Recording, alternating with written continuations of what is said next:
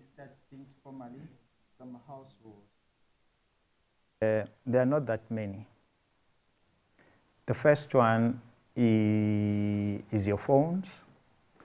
Can you put them into mute, into silent? And it can vibrate.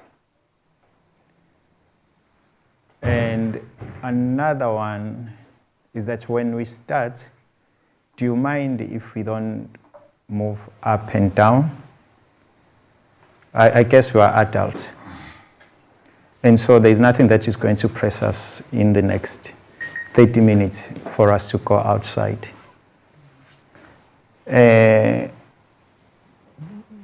Another one, no, those are the only two rules. Can you imagine? In this house, we have only 2 rules. It's for you not to go outside, and another one is just your phone, not to switch it off, but just put it on the silence mode. Do we agree with that rule? Absolutely. And so the sound that I heard surely was the last sound. Surely. Okay. Definitely. Maybe not. Can we? Yeah. Thanks. Can we not behave like the parliamentarians? Yeah. Okay. Thanks. How do they behave?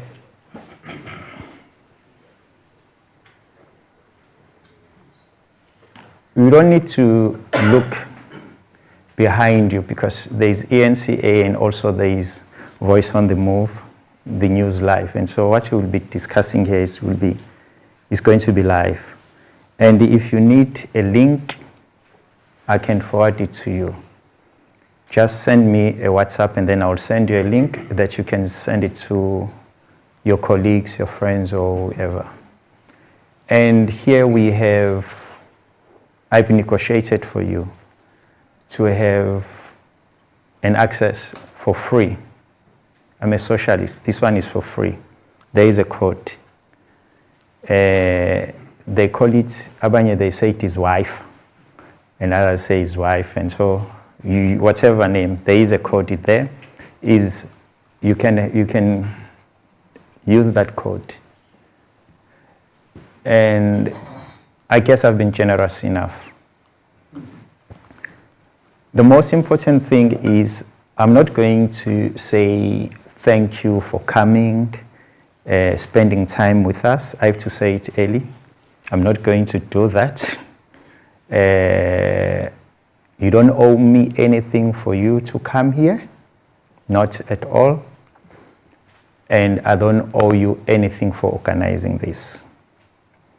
But the people that we are indebted, kubona, are our kids.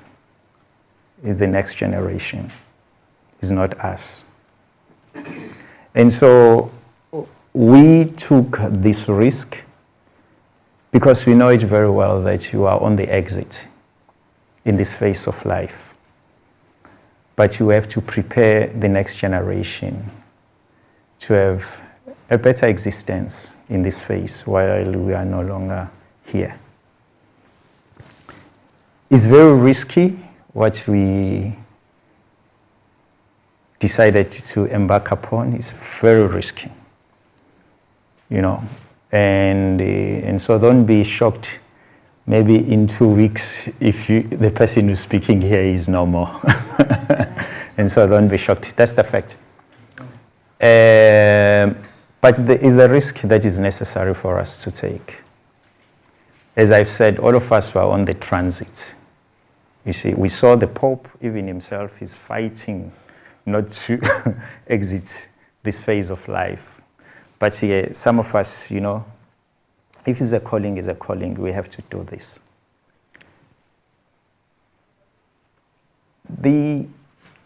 It's not per se a discussion, what you are going to have today. But you'll be given an information that you have been suspecting of what has been happening in the city. And it's not allegations. You put that thing aside of allegation, that is an issue of courts and so forth. But us as citizens, when we talk about the moral and ethics, we don't use that word allegation because it sanctifies the perpetrators of crime. I, as Xolani, I'm not alleged to be involved in any crime because I don't steal. That's what I'm sure of. But people that we know that they steal, they hide under allegation concepts until they get scot-free. We as society, we don't use allegations. We judge people according to the scales of moral and ethics. And so in life, we know that there is right and wrong. You don't are right or wrong because there's no technicality. It's caught people who use arguments to say, yeah, or what. But for us, we know if someone has stolen, and you can see, you know. Because they are measures. You know, you can't be a teacher and then your child is at Michael House and you stay at Zimbabwe, you know. But your partner, he works at the municipality. It makes no sense. We have a lens that we judge people with, is the moral ethics and the issue of integrity. And so today we are in that space where someone, fortunately, who exists in both worlds of moral integrity as well as on the other side of the technicalities and so forth, you know, he will give us the perspective, or he's not going to give us the perspective, he will give us the reality of what is happening in our municipality. And I've been saying in our communication that the sad part is, whatever that we do, we are destroying the future of the next generation.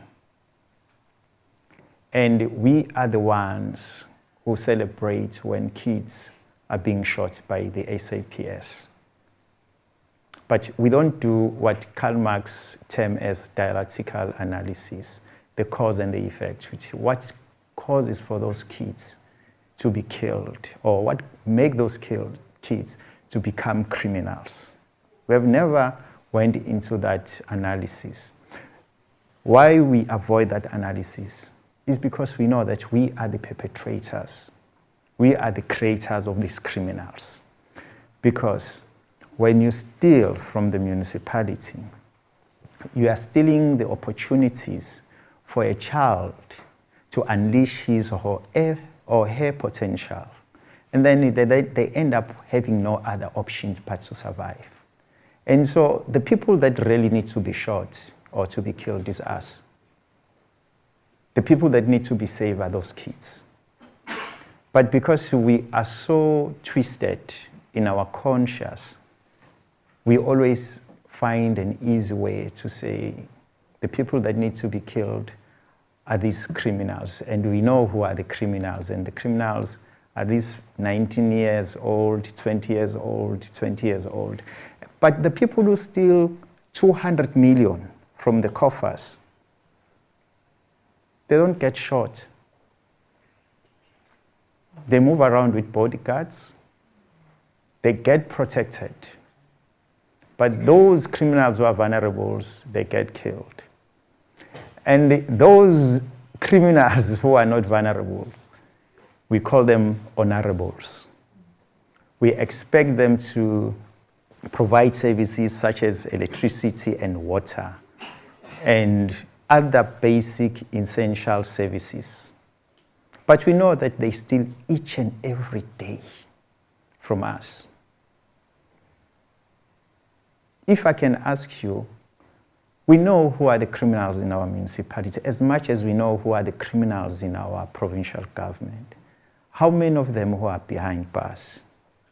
And how many of them whose they are in a precarious state, just like a number of other citizens in this municipality? The answer is simple, no. They live in Gothic mansions. They live an aristocratic life.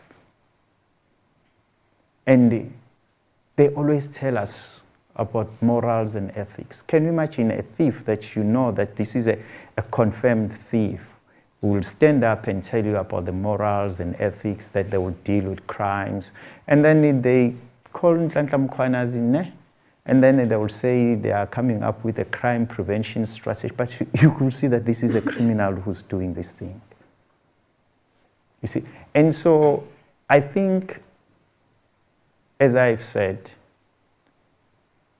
the risk that we decided to embrace is a risk that possibly even the police, when I move around here, they can simply shoot me and then they can plant a gun. You see, because the whole thing has been captured. We live in a narco states like Colombia, like Mexico. That's a reality. You see, and the number of people have been victimized, and they are sending messages to me. If you can find my phone, you know, more than 2,000 messages. People have been victimized. But I have been asking them, if you've been victimized, why don't you stand up? And they say, no, I'm scared because I'll be victimized. But a victim is saying he's scared because he might be victimized, but he's telling me that he's being victimized. And so I always find it, you know, I find an irony to say we are a victim, but when I say stand up and speak, you say I'm going to be victimized. And so there are lots of people who are silent victims in our municipality and who are not liberated to still live under the apartheid, because crime that you are experiencing today, trust me, it surpassed the apartheid. I don't want to compare this democratic state with apartheid because we know it very well that it was not a state that was, you know, defined or classified as a state that is humane. But I think the one that we claim that is humane, when you do a comparative analysis in terms of Human Development Index, per capita income, in terms of GA coefficient, how many people who can afford the food basket, you'll find that we are surpassing the apartheid state. But the sad part is, we are the perpetrators. The victims today are the perpetrators of inhumane crime. Possibly we learn the best lessons from the apartheid. And so what makes us different from those Boere who were recruited for conscription to go out and kill? We are no longer different from them.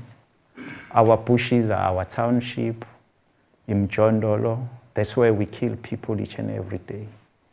Through our greed, selfishness, and so forth. And so, Olio is going to take us that journey. There is an author, a French author by name of Dante. I'm not sure if you have read him. He wrote a longest poem, known as the Inferno. Read that poem. It's not different. The description that is in that poem is exactly what you are experiencing here at Ethekwini municipality. Is exactly. Read that poem, Inferno by Dante. Is exactly what you are experiencing in this municipality.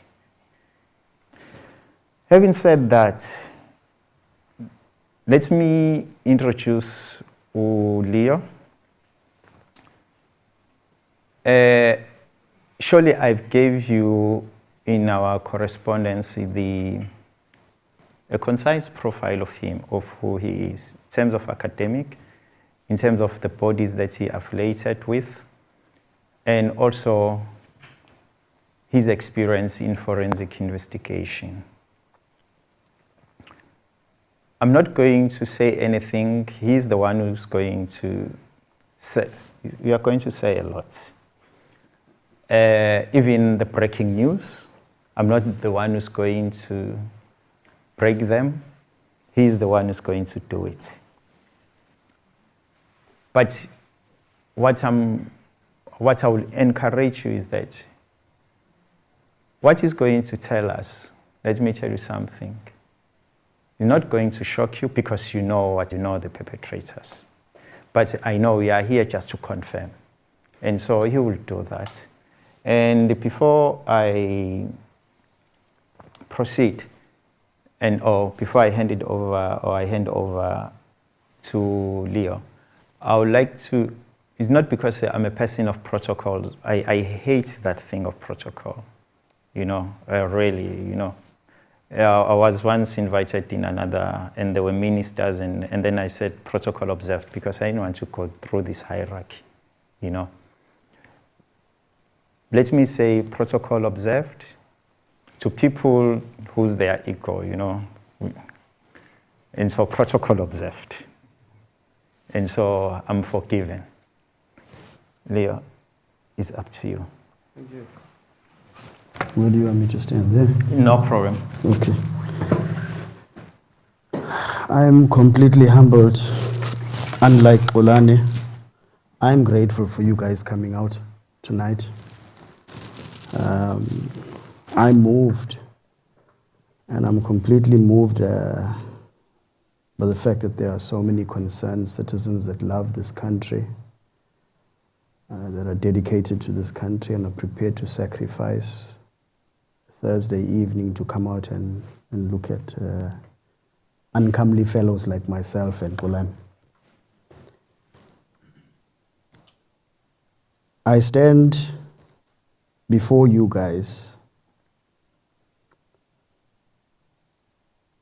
as a sacrifice. I'm a living sacrifice. I listened to Xolani saying the possibility that in another 2 weeks from now, I may not be here. I'm cognizant of this. I've served this country in silence and in secrecy for the last 33 years. I started this service on the 10th of January 1992. So for more than 33 years, quietly and in the shadows,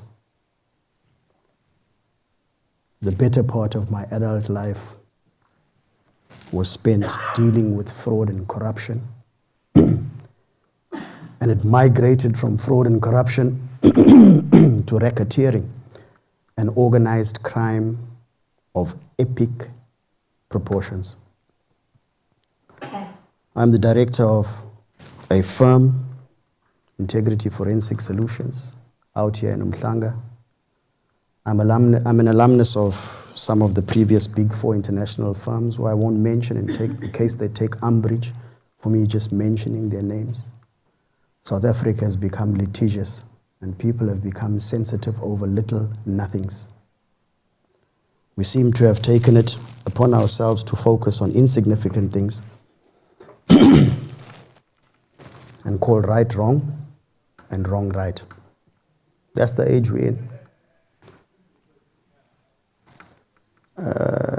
Brief background, my academic qualifications have been circulated to you so you guys understand my educational background. I've also given you a brief extent of my experience over the last 33 years. But I'll touch on the last maybe 15 years or so, and the role I played, 15 to 20 years, and the role I played intimately involved with various organs of state, from the highest to the lowest offices in this land. Dealing with corruption, dealing with measures to combat corruption in those institutions, providing support to the state. You've seen in the public media that the media is replete with the allegation that the NPA fails and the DPCI, or the specialist hawks, as you would know them colloquially, fail to succeed in investigating and prosecuting high-profile cases. They say the reason for this, to you people who are the ratepayers and taxpayers of the country and society in general, blame for this shouldn't be left at their door. It's because of issues such as an absence of capacity, a lack of logistics and profiled legal teams, that the matters that they are called to attend to are complex in nature, and the complexity of these matters doesn't give them the capacity, in inverted commas, to successfully and timely prosecute these matters. Today I'll come and unbundle and unravel that lie. That's a lie. I've been around, like I said to you, for more than 3 decades in this industry, and like I said to you, I've provided litigation and legal support to the state in most of the high-profile matters. Currently, as I stand before you, on the national priority list, most of the matters that are there as high-profile matters came through our firm, and we were the ones that were intimately involved before there was even a police person or prosecutor involved. We were the ones gathering the evidence, collecting the intelligence, putting together bundles of evidence forensically, and then bringing it to the attention of the authorities and assisting them by providing legal support in order to bring those that had pillaged the people's resources to justice. It's a thankless job. It's a lonely walk. It's a sacrificial walk. Now, in dealing with the lie, I'm going to call it a lie because that's what it is. And it's a lie told by people that appear to be people of repute. People who stand on your TV screens and people who stand before you telling society what they know is not true. And I say this not with fear, but with the realization that they're going to want to come for me after today, as they have been doing for the last 6 years, almost 7 years. The expectation is that people that have the level of insight and information that we have are supposed to keep quiet, hush, not say anything, take the proceeds that are due you, do your job, and say nothing more. I say, to hell with that, and I calmly and peacefully challenge the highest authorities in this country. Come for me, if you will. I'm patiently waiting. I can assure you, though, that the activity that you think you will embark upon in attacking me, victimizing me, and vilifying me, you will regret it. Not you, I say that to those who ought to hear it. I guarantee you, what I've done over the last 33 years and all the intelligence I've amassed and the evidence I've gained will bury you. Your rot will be exposed, your betrayal of the people will be exposed, and your lies will come to the fore. You see, in combating corruption, we have a body of laws. Bear with me because I may go a little bit technical. And I have to go the technical route or the legal technical route because it is this domain that they use to lie to the average lay person that doesn't have any legal training or doesn't have an understanding of the environment that we operate in. Now, before coming here, Konani's communications has caused a major stir. One of the bodies I belong to is the Association of Certified Fraud Examiners. That's the professional body that I've belonged to for more than 20, 25 years. And another organ of state that I've provided legal litigation support and forensic support to for decades are what you now call the Hawks, previously the Commercial Crime Unit and the NPA. I've worked closely with them for decades. The capacity that they claim that they don't have and the forensic expertise that they say they can't do without, my team and I have been providing that to them pro bono. All right? So I talk from a point of having acute access to exactly each and every matter, what has taken place in those matters and what the causes of the failings of those matters are. And from my assessment objectively over the last 3 decades, the foundation then is premised that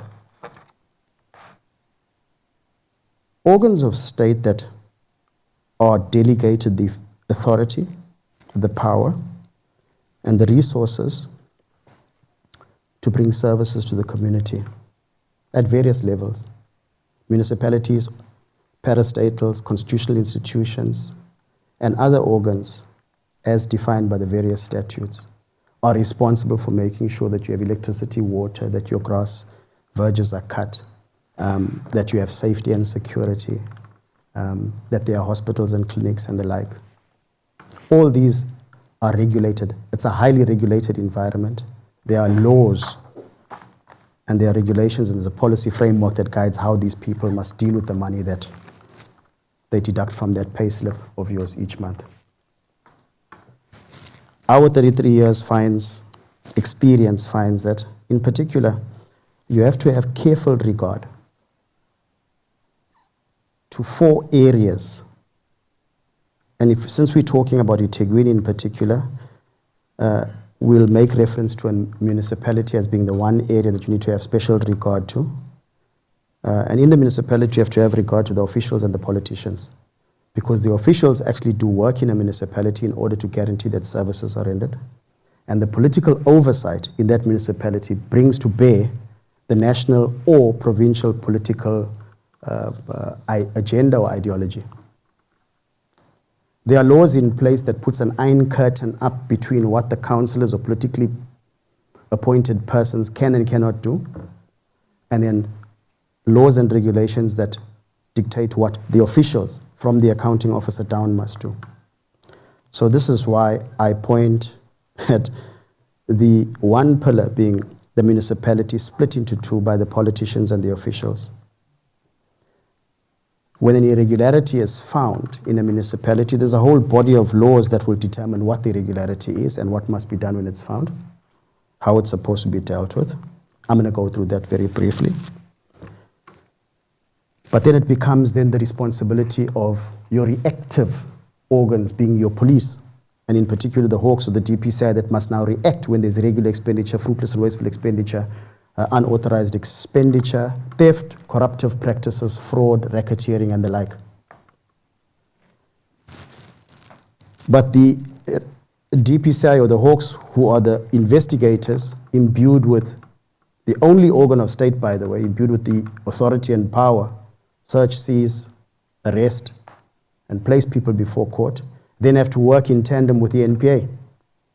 And the NPA has a separate section of laws, 179 of the Constitution, what then imbues them with delegated power to take prosecutorial decisions, to also put in place systems to work in conjunction with the Hawks and then bring the perpetrators that steal from the organs of state to book and for these to be held accountable. Get the picture? So you've got 4 role players. You've got the victim institution, for in this case, the municipality. You then have the reactive institution or organ of state, which would be the Hawks.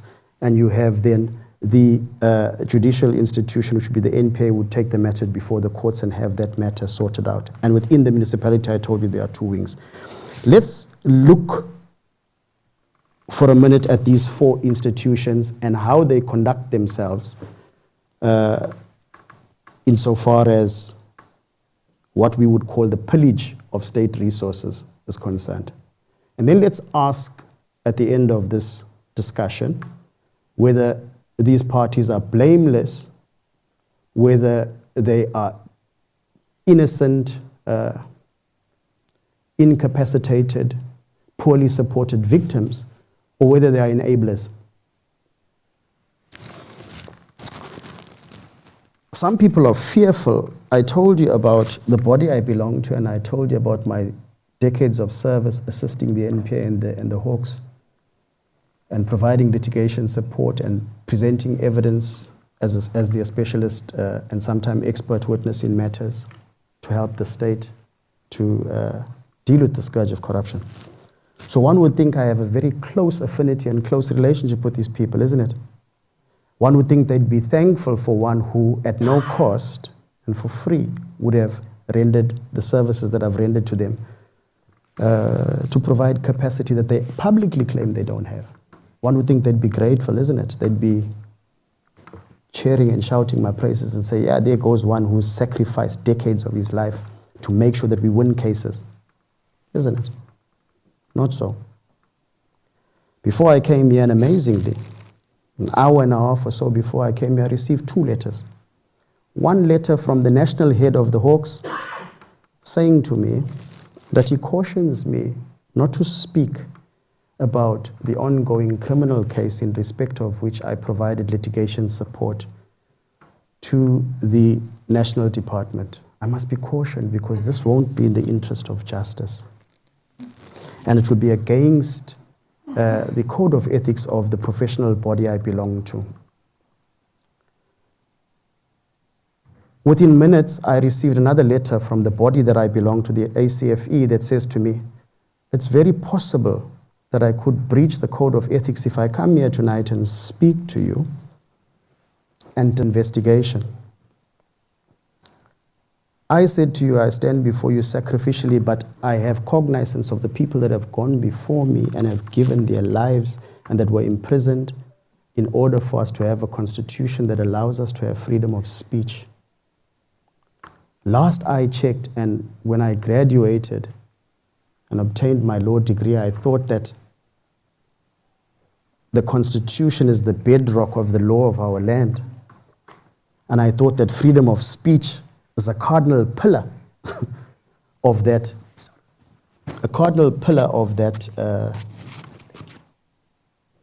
Constitution. So I'm a bit confused as to how it is that a professional body that I belong to for more than 2.5 decades, together with the police, within minutes of each other, send me a letter not to speak tonight. I take that as a gagging order.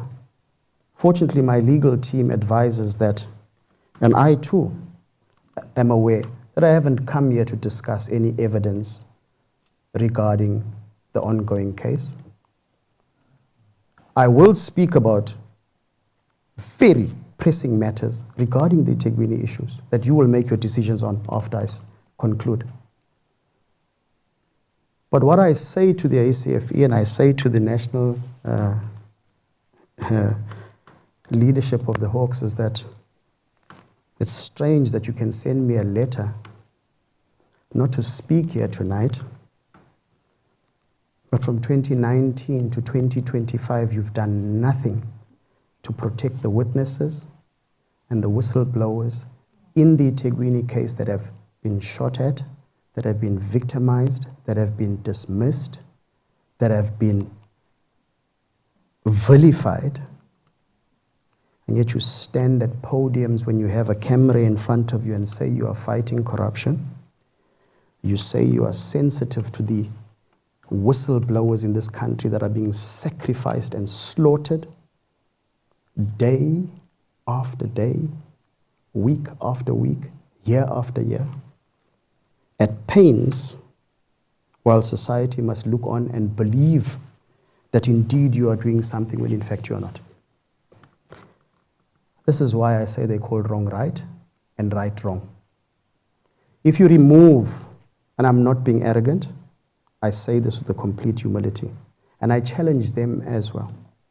Remove me and remove my firm from the cases that I have every piece of evidence to confirm.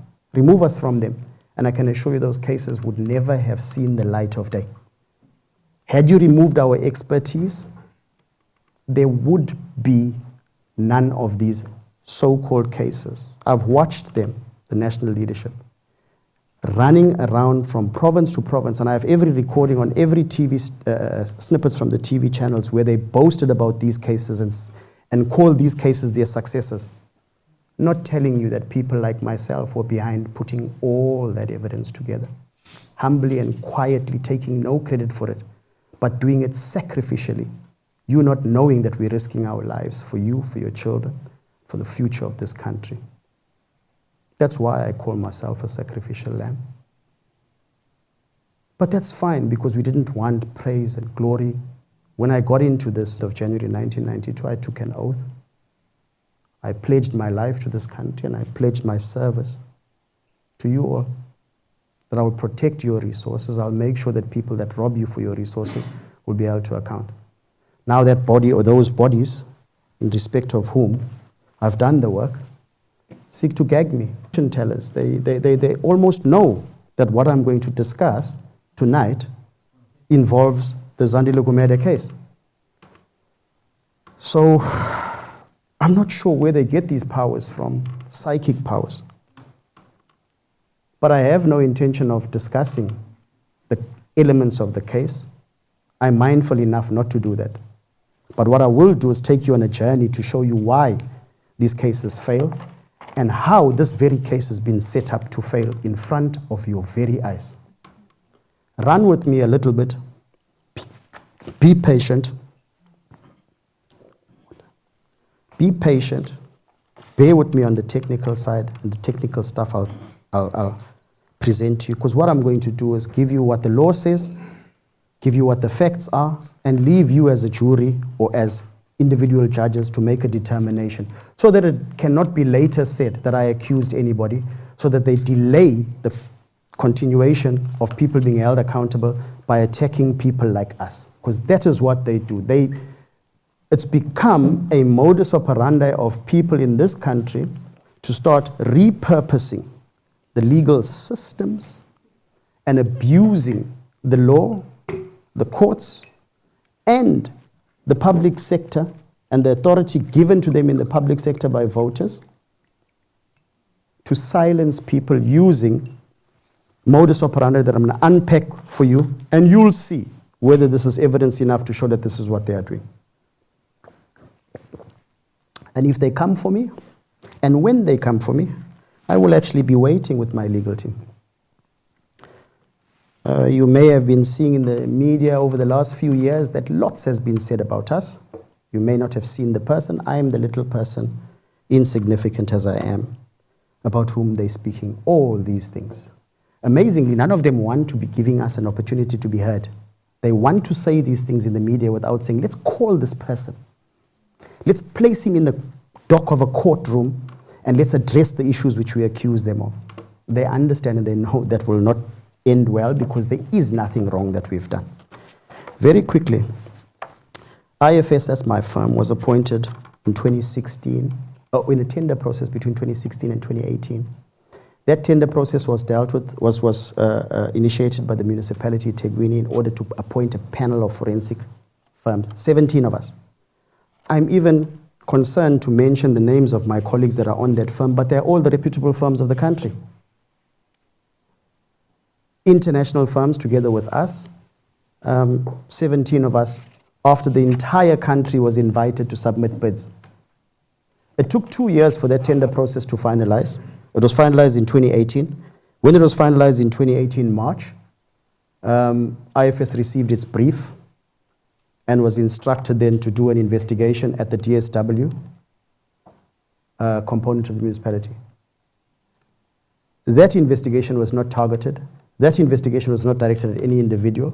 That investigation, according to the evidence that I have, will show was to look at allegations and to assess the veracity of those allegations. It is public knowledge, those that sent me those letters that I'm speaking of now. It's not confidential. It's reported in the media, it's in the indictment. The indictment has been circulated before the whole country. The media has been writing about this from 2019, so if you want to sue me for this, then go ahead, but it's public information.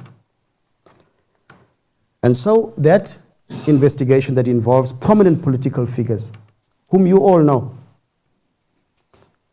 I compiled the first report, which made the finding, and then subsequent reports, and then was appointed to assist the Hawks and the NPA in bringing those matters to a litigation-ready state, meaning bringing them to the state where they were ready for court prosecution. All processes, asset forfeiture and the like, I was involved in. That is also not confidential. It's in the public space. IFS's name is being brandished left and right as the entity that did the forensic work that culminated in this prosecution for these 21 accused.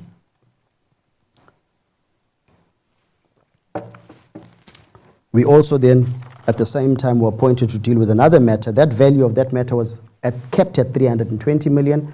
In the period calculated among the 17 firms, another engagement was given to us. We ended up finding that at the water and sanitation unit, 1.6 billion was taken from September 2022. So these two cases I'll talk to you about tonight are cases which amount to tens of billion that I've dealt with over the last 4 to 5 years at eThekwini. You've seen much ado about the shortfall of resources and why we need to increase VAT. You've seen much ado about the fact that the fiscus is under strain. Very little about the fact that if you had just followed the recommendations in our reports, followed the law, dealt with what it was that we had presented to you in evidence, then we wouldn't be here. Sue me for that. There's a body of laws. Let's start with the MFMA and then jump very quickly. 61 of the MFMA is one of the provisions that talks to a municipal council and says that an accounting officer, that's the person that they call Mpate Dodop, yeah, accounting officer in terms of the MFMA. That person, city manager, must give the mayor and the council all material facts. He can't mislead them, he can't withhold facts from them, he can't lie to them, and so on and so forth.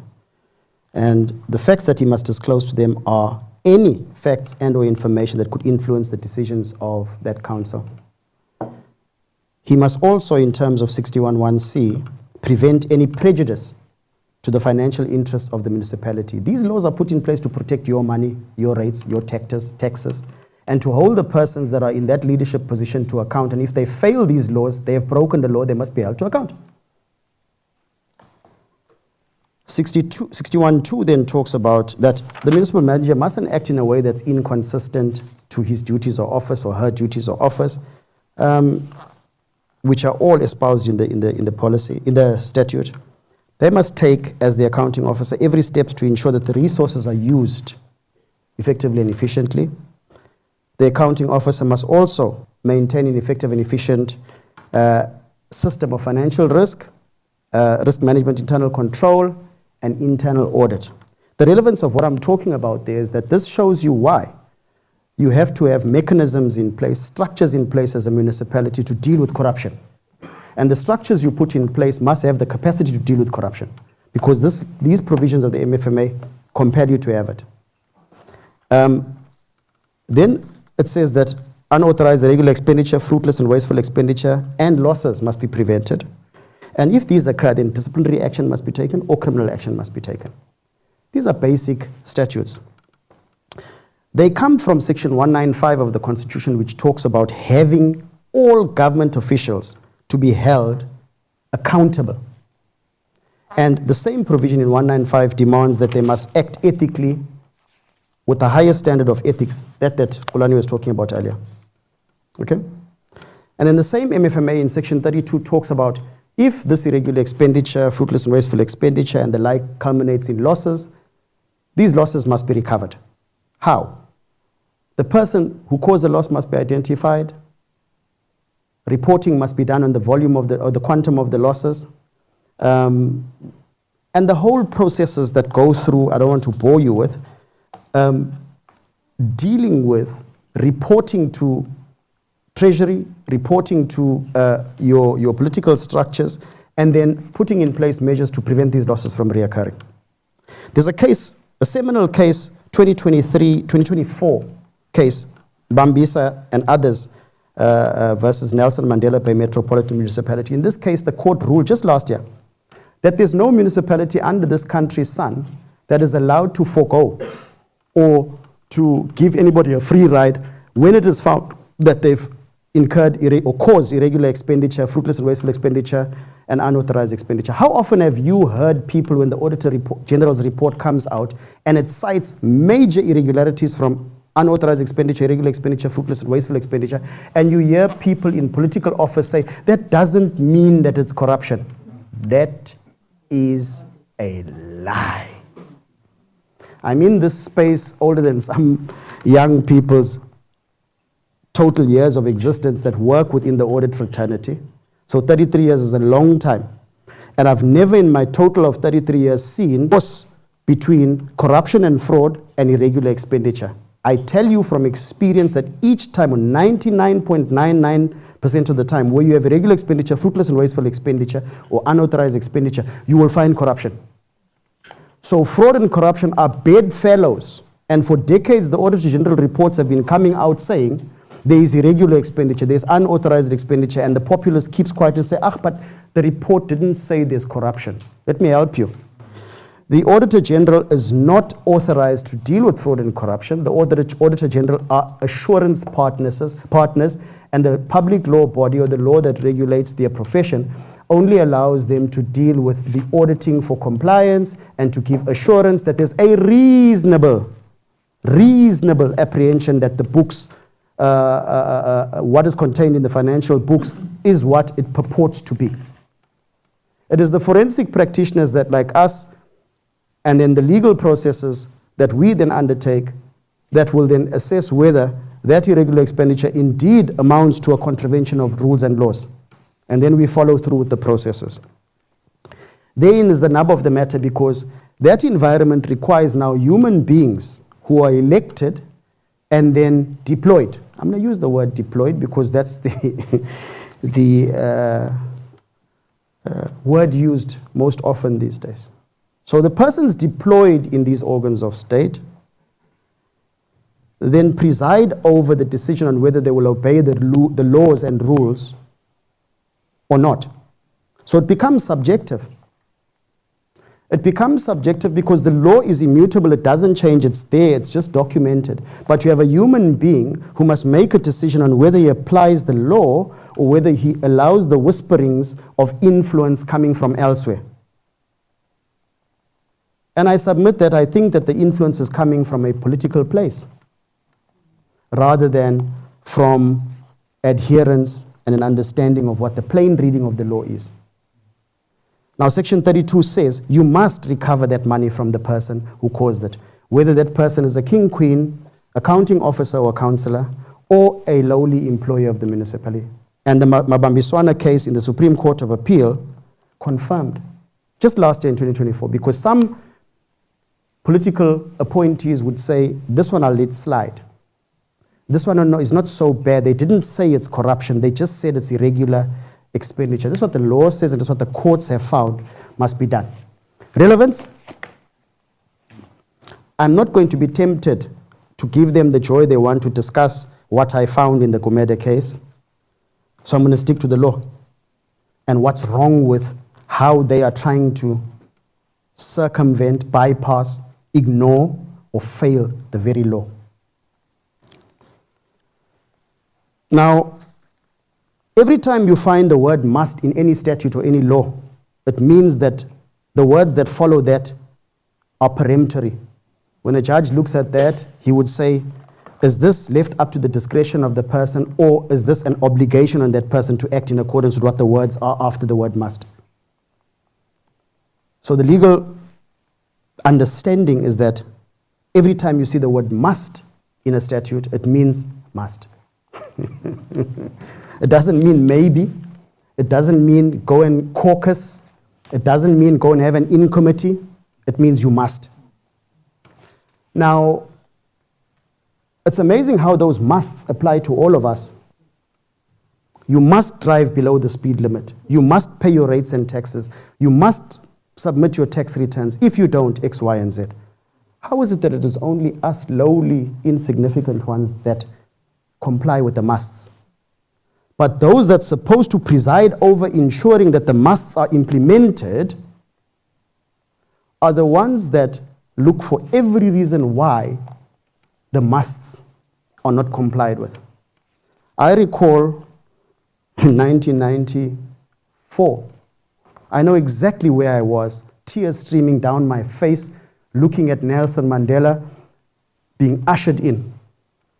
I remember exactly where I was the first time I stood in front of him, when I looked at his shoes, and his shoes were split on the side and they were stitched, and I could see they were the workings of a shoemaker who had repaired his shoes. And I stood at attention along with the whole platoon with me, 36 of us, looking at him in awe. A man that sacrificed 27 years of his life so that we could be free.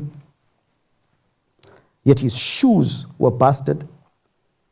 His shoes, dark brown, polished, were resold and finished by a shoemaker. I'm not talking about what I read in a book. And it struck me that this man, of such stature and substance, doesn't have a new pair of shoes. This immediately told me that this is a man that has sacrificed the entirety of his life and even the luxury of not wearing Gucci shoes so that we could attain the liberties that we have. It was on the back of that that I'm telling you that these laws were premised. So these are not apartheid laws. These are laws that are promulgated post-1994. All of them that I will discuss with you. All these laws. Even our constitution. So the fact that those that are compelled to enforce and implement these laws selectively determine whether they must comply with the musts is problematic. Because these musts come from forebears like Mandela, like Tambo, like others that gave great sacrifice for us to be where we are. These are not apartheid laws. These were the laws that were promulgated so that we could have a society that they dreamt of and wrote about in the Freedom Charter. This is why I'm here, not because I'm crazy. This is why I'm prepared to take all of you guys on who seek to try to continue with this game you've been playing for decades with the people of this country, lying to them and pretending that you're bringing them services and you're combating corruption and you are safeguarding their resources when you are not.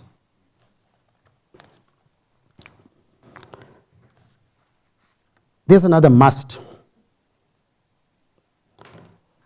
The accounting officer must take all reasonable steps to ensure that disciplinary action and criminal proceedings are instituted against any official of the municipality who allegedly committed an act of financial misconduct. Must. And if they don't do that, section 173 of the same provision says that that person commits a criminal offense and must be sentenced to a minimum of or maximum of 5 years imprisonment. The seminal case of Peterson in the Western Cape. The Western Cape, by the way, as much as we may talk, have differing views, is the first province that convicted a municipal manager, Peterson, for contravening the provisions of the MFMA by failing to take action and messed up the SCM systems. He got 5 years. Went on appeal, they reduced it to 3 years, but nevertheless, his conviction was upheld. So that means the Supreme Court of Appeal's view and our legal precedent is that you cannot, as a municipal manager, not comply with these provisions that I've read out to you. Decide that you're going to take action against some and not against others. All right? Now, it continues to say any person in 32 that is responsible for causing irregular expenditure, the municipality must take steps, they must investigate, they must recover, and they must prevent the reoccurrence.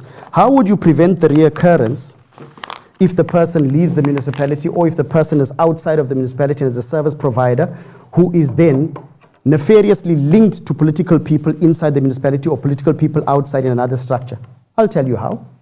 The law provides a solution for that.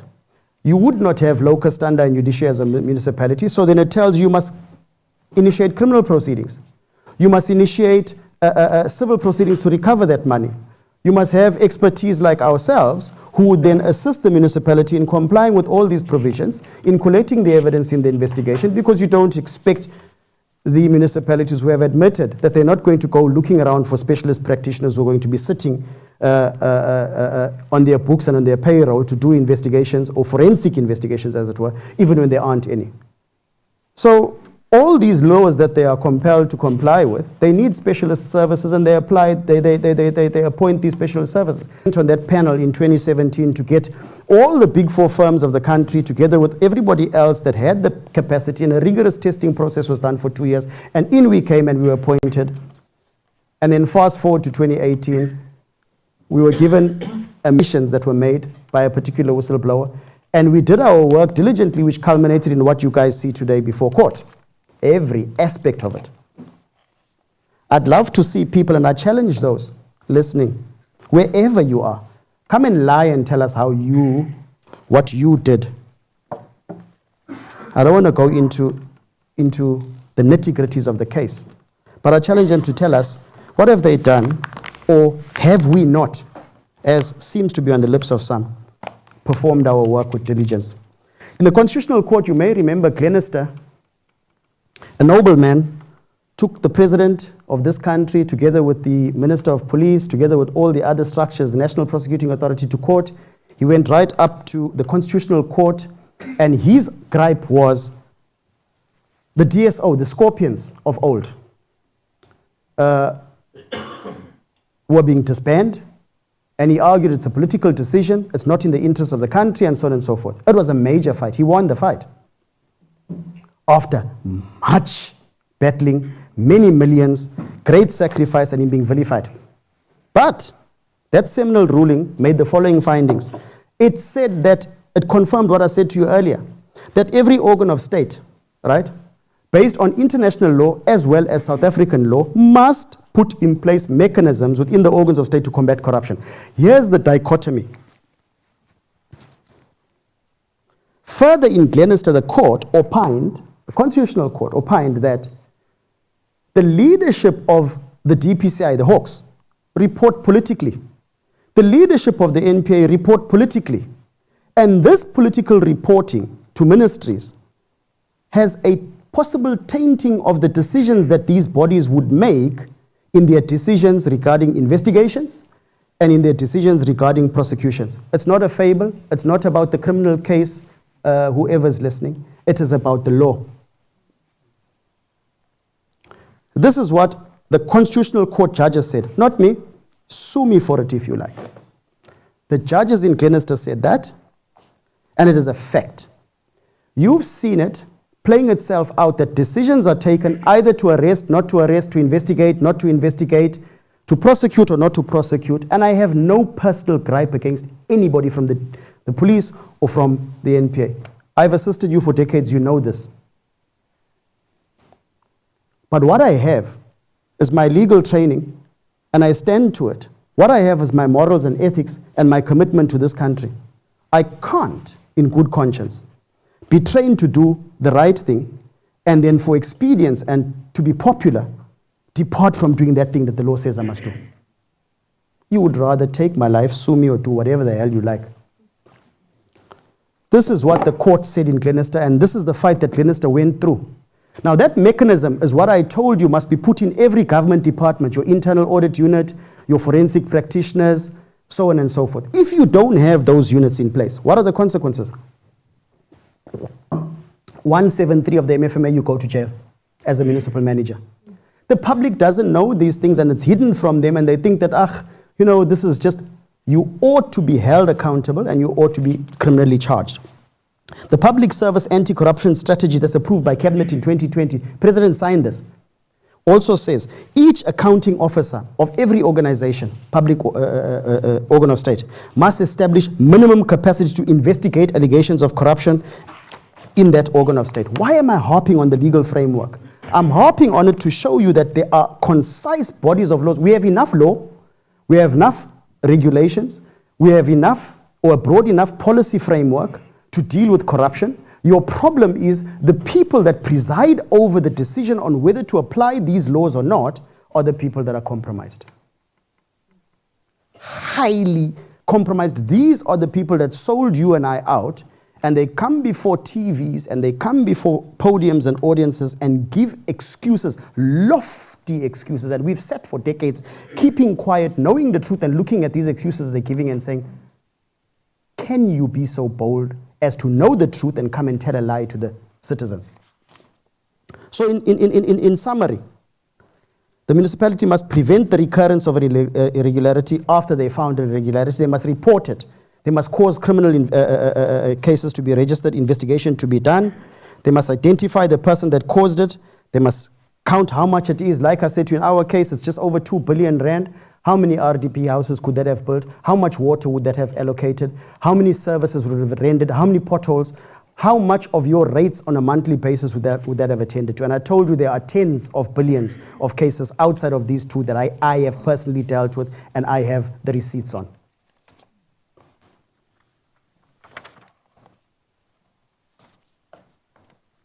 Now, let's look quickly at what I term the city of capture. Itegu, Teguini. The city of capture. While these people are bound by all these laws I've just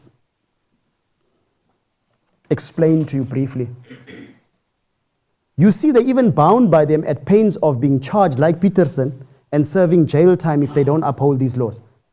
By when they find their employees to have stolen the state money to hold them to account and the like. Section 61, 62, 32, and the rest of them, of the MFMA. They're bound to do that, but instead they do the opposite. They sabotage, they victimize. They embark, or they use their office delegated to them, the power given to them, to embark upon schemes that bring the result that Kolani spoke about. He said 2,000 or so people have spoken to him about how they're being victimized, but they say they are fearful. That fear is not coming from nowhere. That fear is brought about by the schemes that are implemented by the officials that's supposed to bring about the application of the rule of law. Section 32(1)(b) of the NPA Act of 1998, sorry. I'm going to talk about the bodies, the four bodies, the DPCI, the NPA, the municipalities, and so on, the laws that regulate what they should do. So that my colleagues that are sending me letters can stop sending me letters thinking I'm going to talk about the evidence that I obtained in the case. But you'll connect the dots, because you'll leave this meeting tonight having a crash course in law, understanding what they are legally obliged to do, and you'll be able to see through the veil that they are not doing what they are supposed to do, and you will be empowered with the statutory provisions to show exactly where they contravene the law, and you will decide what action you wish to take as society. Now, Section 32(1)(b) of the NPA Act loosely empowers the NPA to deal with persons that are doing what we said is being done. People that sabotage ongoing prosecutions, people that interfere with witnesses, hinder prosecutions, try to scupper prosecutions, those people, in terms of Section 32(1)(b), commit a criminal offense and should be charged. The complainant in that matter and the initiation of those charges should emanate from the NPA. Now, you must ask yourself as society, how many times when you've seen witnesses like the lady in the Omotoso case get shot dead, when you've seen other people, and I hope that the families don't take offense to me if I mention names, but there are several whistleblowers that have been unalived, and they are unalived within the proximity of them attending those trials. This law is promulgated to deal exactly with that, but you have people coming on your TV screen saying, hey, we must do something for whistleblowers. There's enough law to tell you what you're supposed to do to protect whistleblowers. Here's one of the acts. It says, NPAU, investigate, because people then are dealing with these witnesses in that way in order to hinder, obstruct, or to scupper the investigation or the prosecution that you are currently busy with. That's why that witness is being intimidated.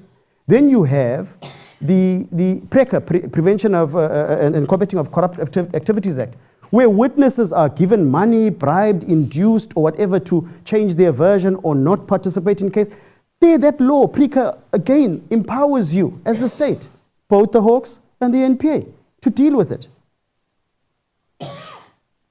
Then you have the Code of Conduct of the NPA, paragraph D2L, which goes as far as saying, if a prosecutor, while he or she is busy prosecuting a case, becomes aware that another offense is being committed, directly or indirectly linked to this case, he or she as a prosecutor must immediately inform the police in writing, right, so that they can initiate an investigation to do what? To protect this or to attend to this other case that's happening.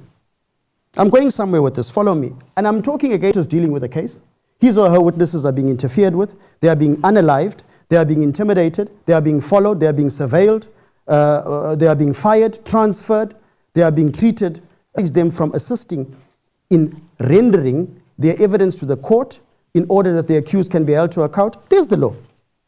There's the code that regulates what a prosecutor should do. How many of you have heard a prosecutor come into our national discourse from the NPA and say, yes, we've implemented these provisions? Have you ever heard it? But this act existed from 1998. From 1998. This code of conduct has been updated severally. These people are trained and schooled. They ought to know what to do when you've got a case, you've got an accused person, you've got the evidence against this person, but all your witnesses are being interfered with, and it's clear that they're being interfered with the objective or the intent to scupper this case. There's the law that they're supposed to implement. Now you need to ask yourself, are these people acting in your interest if they don't uphold this law as those that's supposed to prosecute on your behalf? Are they upholding the law? Is the reason that corruption cases and state capture cases fail then because you don't have capacity, or you don't have that, or you don't have that? Or is it because you are either wholly incompetent or you are complicit? You refuse to comply with the law for reasons best known to yourself and those that you meet in secret with. Sue me for that.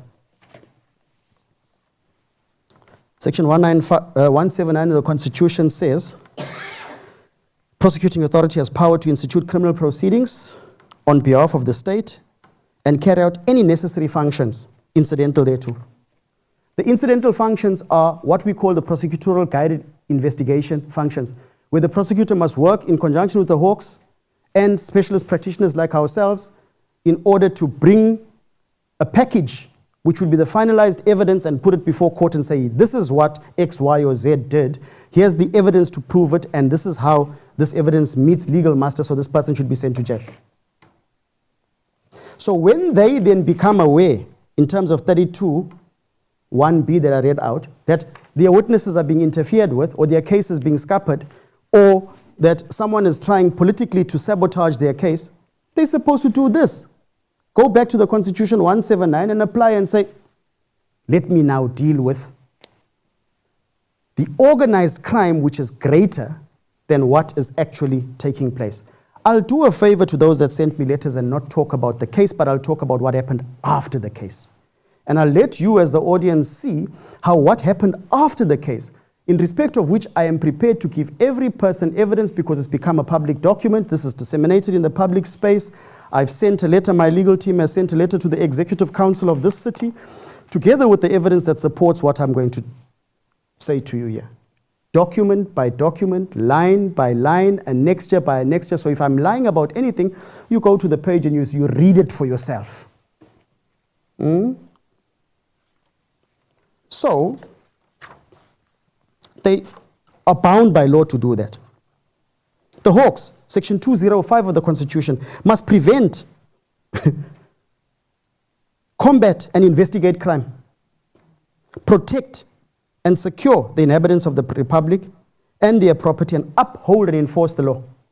How are you preventing crime when you come to the point of learning that a crime has been committed, people are placed before court for that crime, and others are running around like minions, embarking on activities to scupper and collapse that ongoing case? That's a crime on its own that's been committed after the initial crime. And here's the law that tells you what you must do. So can you guys please, I beg you, ask, what has been done when 22 or so employees of eThekwini that were witnesses against the ongoing court case, the evidence of which I won't speak, when they were dismissed, transferred without request, fired without following due process, threatened, when people like ourselves, on the eve of us coming to testify before court and present the more than 500,000 pages of evidence that we collected, are told, we're terminating your contract. You are not appointed in line with the law. But I was not appointed by myself. And I was not appointed alone. I was appointed with 17 other companies in the same process. What makes the other firms absolved? It takes a special kind of person to believe that that is a rational argument. But I'm dealing with that in the High Court. Now, why I raise that is because it comes in the minds of rational thinkers that in mere weeks before a person is supposed to be presented as an expert of the state to go and present the national priority cases, you have the accounting officer, who I showed you what he must do or she must do in a municipality to uphold governance, uphold the rule of law. When money is lost, recover that money, and people steal that money, hold them to account and the like.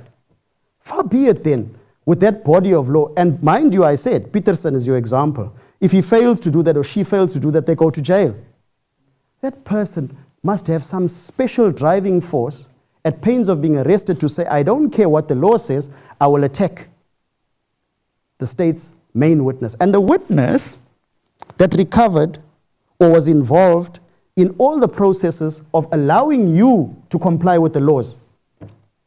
It's unfortunate I can't tell you exactly what I did, because then they will jump on the bandwagon and say, he's now releasing secrets. But the things that we did, I can say this because it's factual, ended up in that case being where it is. It is akin for you to go and appoint a person to safeguard your home, deal with your expensive jewelry and possessions, and when he catches the thief, you come and say to him, naughty boy, why did you catch the thief? I'm firing you. There's no better example. That's what they've done. It is the same. I'm not worried about what they've done to me because I said I'm the sacrificial lamb. What of those more than 20 employees that were people that participated with me, that trusted me, that I worked with for years to assimilate the evidence to build the case? What of them? That were told by their leaders, these are our ethical policies, these are our norms and standards, this is how you must conduct yourself as an employee of the municipality. And when they do that, and they expose corruption, they are then vilified, attacked, vindicated, transferred, dismissed. I can tell you horror stories and I can put the receipts to show you the evidence. This that I'm saying, again, I give another caveat. I will say this throughout this evening's discussion. Got nothing to do with the Zandile Gumede case and the evidence in that case. This is what they've been doing to scupper that case. This case was spoken about in the public media by generals within the police as being in the top echelon of the national priority cases. This case, a racketeering certificate was issued. A racketeering certificate, ladies and gentlemen, is only issued by the National Director of Public Prosecutions, and is only issued because the stakes are so high for racketeering. The minimum sentence is 30 years. And the complexity of racketeering requires that the highest legal mind in the country must consider the evidence before issuing the certificate. The certificate was issued. So what does it tell you? What's the quality of the evidence that we collected? I will go a little bit further of other things that are in the public domain that they can't sue me for. On the evidence we produced, we already secured judgments through asset forfeiture successfully in the Durban High Court, in respect of which assets, Lamborghinis and Jaguars that we seized and other stuff that we seized, and houses in affluent areas have been forfeited to the state because of the work that we did. Now, how is it that judges sitting in a high court that is dealing with asset forfeiture, using the same evidence, I'm not mentioning what the evidence is, so you can't say I'm releasing confidential information. The same evidence we produced, the same reports, signed by me under oath, empowered those judges to make a finding and take assets worth millions. Those judges found the evidence to be sufficient.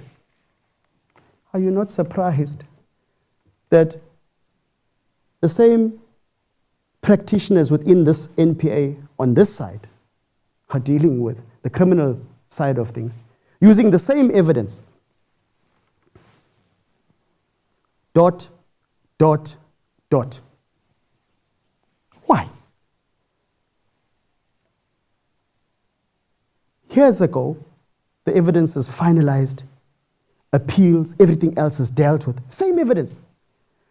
They will argue and say to you, those are civil proceedings and these are criminal proceedings, so they're different. Nonsense. Nonsense. The same facts are relevant there. The same laws of evidence are applicable. It just depends on whether you have the wherewithal within this criminal space to treat the same evidence in the way that your colleague treated that evidence in the civil court. That's in the public space. It's been widely publicized that the civil matters have been concluded in respect of this case. You're not asking as the public, how come? You read stories in isolation, you don't connect them, you don't, in assessing that information, start saying, no, we need to hold people to account. It cannot be. This is what regulates the municipality now. Protected Disclosures Act 26, that in particular refers to any disclosure or information regarding the conduct of an employer, an employee of that employer that he or she has reason to believe relates to a criminal offense being committed, okay? Or that is likely to be committed, or that there's a miscarriage of justice that has taken place or is taking place. I'm summarizing in the interest of time. So this piece of law is what's supposed to protect employees that want to blow the whistle.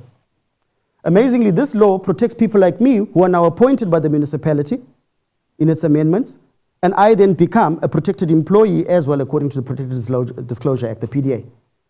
And this law prevents what is referred to as occupational detriments from being visited upon these people. And the law then lists all the occupational detriments. Disciplinary action, dismissal, transfer, unwarranted, all those things fall under those definitions as occupational detriments. And this law then says you are precluded when an employee blows the whistle or exposes crime within a government institution to then now go and expose that employee to those detriments. That's the relevance upon which I bring up the 20-odd employees that were victimized. That's the basis upon which I bring up the termination of people like us, our contract, and they fabricate and try to put together fabricated evidence to support after the fact why it was that you take the action that you take. Regulation 3, 1A of the Municipal Regulations on Financial Misconduct says any person must report an allegation of financial misconduct against an accounting officer, blah, blah, blah. The follow-up of that regulation 3.2 says, again another must. The mayor, ... must table the allegation that that person reported before council, where? No later than 7 days. You've watched in the media a fracas going on over the last year and a half or so, where allegation after allegation has been leveled against senior leadership in the eThekwini municipality. You've watched it. You've seen a public spat, and you can't gag me on this, it's in the public media, between the current mayor and the MEC, Buthelezi. And you've watched as the mayor has accused the MEC of descending into the arena and interfering with the affairs of the municipality. But I don't think that the Honorable Mayor had regard to this regulation, because those allegations that were being made by all those people fit the definition of financial misconduct. And it's not me. The regulations that that mayor presides over command him. It says here the mayor. Okay? If the allegation is against the accounting officer, the mayor must table the allegations before the municipal council, full council, no later than 7 days. We're talking law tonight, we're not talking rumors. Why would you as a citizen that pays tax, why would you as a voter, why would you who walked in the footsteps of the giants like Mandela, who gave us, not then claim that liberty and hold to account a person that must comply with the law and say, you are not doing what we elected you to do, and you are not doing what the law compels you and commands you to do. You are doing what you feel like doing for political expediency or for who knows whatever else reason. Have your reason, but here's the law. And a man stands and falls on a law. If we don't obey the law, then we become a society that would be akin to a banana republic. You've seen this in the public discourse. Not once did the mayor say, I will table before the full council these allegations, because they fit allegations of misconduct, financial misconduct. I want to talk about some fallen heroes. Sindiso Makata. Sindiso Makata, you will remember, was slain because he blew the whistle on corruption within organs of state. Instead of them applying Regulation 3, instead of them applying the entire body of laws like I spoke to you about, the MFMA and all the other provisions, treasury regulations, and the whole body of laws, the common law and the like, none of it applied to Makata. He was gunned down and is not with us today.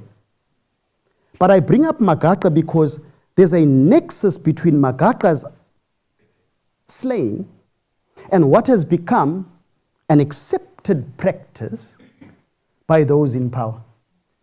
The practice of saying, if you don't keep quiet, we'll either kill you, we'll victimize you, we'll slander you, we'll besmirch you, we will gag you, we'll characterize you as the enemy of the people, and we will use all flowery language and methods to do so. Why do I say this? I say this because you must go and look at the witnesses in the Makata case and what happened to them. Read on the internet to see how those poor witnesses had to approach the Human Rights Council in dire circumstances and fear for their lives, on bended knees, begging after failure of what I read to you earlier.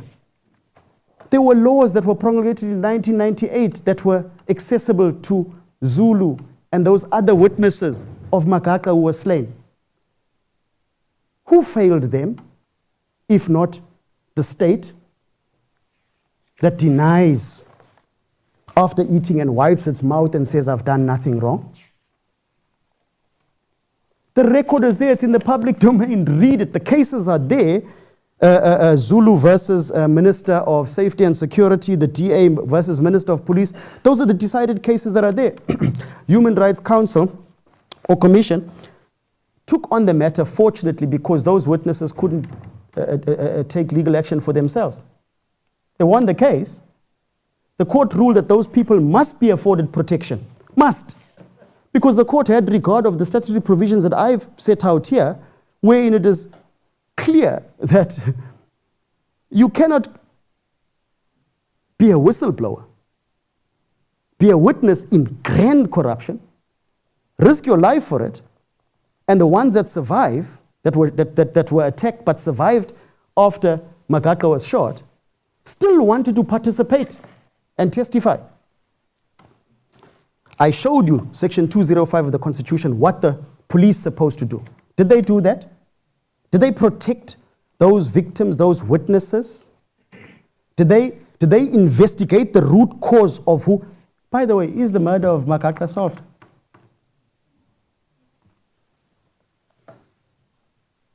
So not only, guys, this is serious. This shows a systemic breakdown. This shows an abuse of power and authority of epic proportions, and yet we sit and we go about like frogs in a boiling pot, thinking we are having a warm jacuzzi bath. You are being cooked. You are being boiled. And it may be true what Kuldani says, that I may not be here in 2 weeks' time, but if that be, I go in peace with a clear conscience, with the truth as my shield, righteousness and justice as my foundation.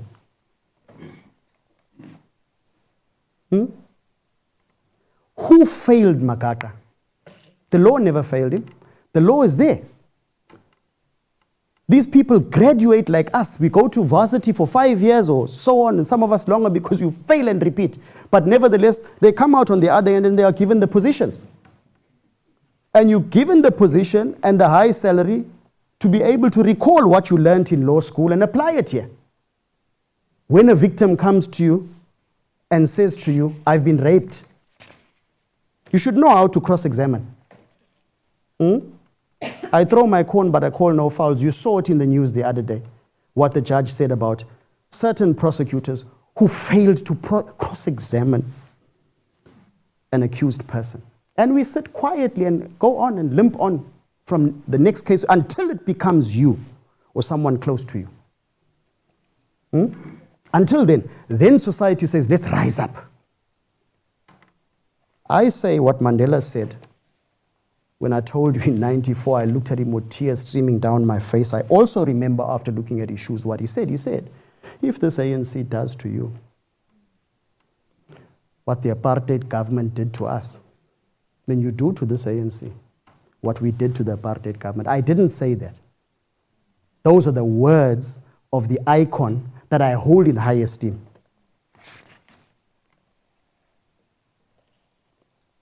There's a changing time and a changing tide in our society as we see it, guys. The Intercape case.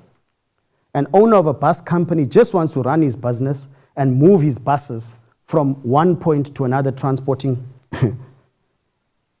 poor people who can't afford to buy cars.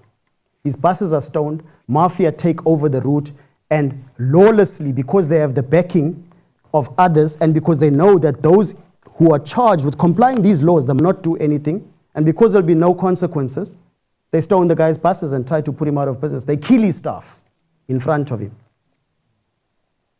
Section 205 of the Constitution. Senior people with medals from end to end did nothing. If they claim to have done something, let them show us that they've found the perpetrators and held them to account. They haven't. So there's your reason why, or part of the reasons why, state capture prevails. These are the reasons. You've seen the Deokaran case. Small fish always getting taken down. The minute you take down the big fish, woo, then there's problems. There are technical issues. The matter must be dragged on for 8 or 9 years. There are issues, there are technical, there's capacity issues. There are so many excuses. Have you ever had regard to the fact that the people making the excuses, when it's not a politically proximate person that's charged, a quick conviction is rendered? How is it that they have capacity when it's nobody, when it's a nobody like you and me? But when it's a politically connected person, like in this national case at eThekwini. Do you know that not a single person has been disciplined for the 2 billion that I had looked at eThekwini? Not one person. Do you know that? No disciplinary inquiry, no dismissal specifically related to the evidence I collected. Not one. No implication of the law to recover the loss. We had to go through, with the asset forfeiture unit, processes to recover as much as could be recovered. Nobody's pension was taken. Nobody was fired. In fact, they were promoted. In fact, others were given increases. In fact, still others, while they attended court, I won't mention their names, did not take a day's leave from 2019 up until 2025. You cannot have that number of leave days if you just go and Google and see all the dates on the court register when that DSW case set. You're an accused person. How do you attend court and still get paid a full salary? That is irregular expenditure. I showed you what the law says should happen. Someone should go to jail for incurring that. Others were promoted. I showed you what happens if you fail to take action against the employees. That is also Peterson. It's jail, 173, 174. I'm hated because all these things I've been bringing out since 2019 and saying, but guys, aren't we overlooking that this is supposed to be done? Shut up. You shouldn't speak. That's been what has been told to me. Leave letters like I've received to gag me. From 2019 to 2025 is almost 7 years, guys. The evidence doesn't change in 7 years. But what has happened in 7 years, been interfered with, people have been discouraged, people have been victimized. Then you must ask, What could be the reason when you are obliged as an organ of state? You have the policing powers. You are not impeded in any way. You have the prosecutorial powers. You went through law school. Why would you not attend to this? When you're thinking about that rhetorical question, I want to throw another document that's in the public domain. Go and look at a judgment that was issued in the regional court by the learned regional magistrate, Garth Davis, in respect of this DSW case from the period 2019 to 2021 after the accused were placed before court. This is a public document, so sue me for talking about a public document. A judgment of court is a public document. In that judgment, you will see the state presented evidence to show that the officials in eThekwini, were interfering with certain witnesses at the highest level, and they were protecting the accused. That's the evidence of who? Of the state. The regional magistrate heard that evidence and heard the rebuttal evidence, had a whole ruling and said, indeed, the evidence that was presented does show that the municipality, eThekwini, contravened all these provisions that I showed you. They failed to hold the employees to account, they failed to implement recovery, they failed to deal with the constitutional accountability requirements, they failed in every aspect. And the court still went and said, they have failed to support the prosecution and the state in holding the accused in that DSW case to account. The court went, here's the coup de grace. The court concluded by saying, not only did they do that, but they appear to have sought to have protected the accused people while victimizing certain witnesses. And you know, the witnesses they were victimizing were among the most senior in the municipality. I never said it. The learned regional magistrate said it, and the evidence informed that. So, how is it when a court, as far back as 2021, 30th or 31st of March, made this finding, and the NPA and the DPSI were in that court and were party to that process? How is it that from 2021 right to 2025, no one from the municipality is arrested for what the court said had been done? The court already said it. They are interfering with these witnesses. The court spoke about, at that time, that one of the co-accused was given 19 million after being out on bail, but the same municipality he stole the 320 million from. And the court frowned on that.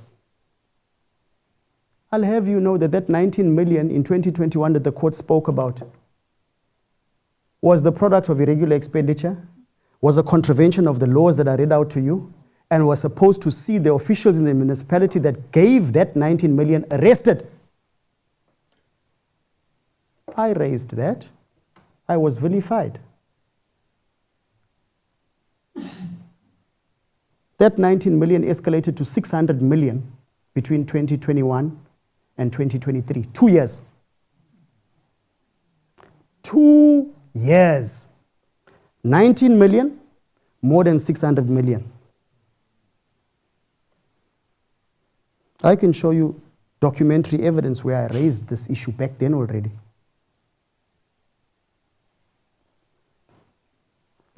I'm not talking about Zandile Gumede case, General.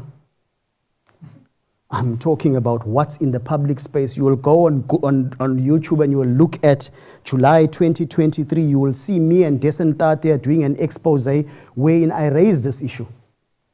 It's in the public space. I reported it to the Auditor General. I reported it to Treasury. I reported it to the police. The same police who were in the courtroom when the learned regional magistrate handed down the judgment on the 31st of March and said, here, it is actually trying to scupper this case. So it's not a new thing now in 2024 and 2025 when IFS is bringing legal action, and no one's paying for my legal action, by the way, I'd let you know. I still pay my rates and taxes. I still pay, okay, that I'm supposed to pay as a citizen, and then I take my children's money and I fight for you. Okay? So if anyone wants to test my bona fides and see the basis upon which that I do what I do, is the proof of the pudding. Try 6 million in legal fees over the last 3 years for you. Try that. Come ulterior motives after I tell you that I could have taken that 6 million, sent my children to Michael House to go to school and have the best of lives.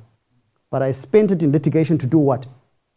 To hold to account the people that are giving you the short end of the stick, and if someone doesn't stand up, they will continue to do it. You cannot explain rationally how you are in a courtroom at one epoch in 2021. You know there's political interference on a case. Let's move from the 600 million. It increases from 19 million to 600 million. The 20-odd people that I told you were victimized, they were all victimized in the period from 2023 to 2024, 12 months. Certain witnesses were shot at. Within hours after consulting, they go home and getting prepared to come and testify, they shot at. This is not confidential. You wrote me letters. It's in the public media, you all read about it. That witnesses were being shot at. It's just that people are not connecting all these dots to put it together to look at it as one issue which reflects the root cause of why these cases and state capture are not appropriately dealt with.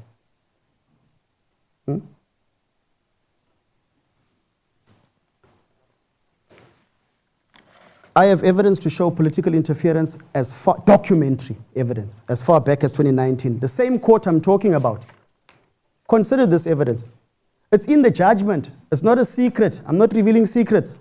If you read the judgment, you will see that the court had regard to the fact that one of the highest political bodies in the municipality that was supposed to be charged with governance started interfering with the reports, interfering with the witnesses, wanting to gag the witnesses, calling the witnesses to talk to them at counsel, to be questioned and cross-examined. The court heard all that evidence. Others at the highest level in the municipality were victimized. I don't want to mention their names, but they're at the highest possible level in the municipality. The court heard that, and the court came to its finding. No one took time to read that judgment in the public. It was filed somewhere, and it was business as usual. Had the laws I read to you earlier been applied, then you would have had a situation where this case would have been finalized, because the people that are scuppering and interfering with the case would have been removed. I call this sabotage. I call this political interference. I call this the root cause of why that DSW case is limping along. I'm not talking about the evidence, I'm giving you facts that are in the public domain. Okay? Now, I'm guarded not to go into the evidence, and that's why you find me skipping certain of the pages, so bear with me.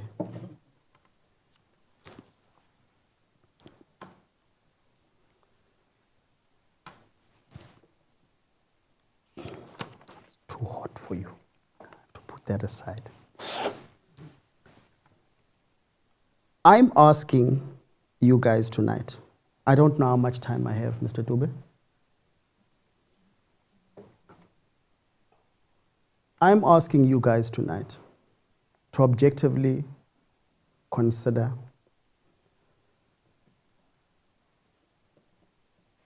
the submission that I'm making, that there can be only two scenarios. They are thus. It is either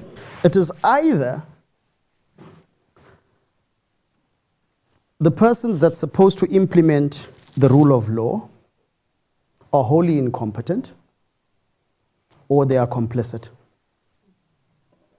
There's no other option. They've come on public platforms and said, we don't have capacity.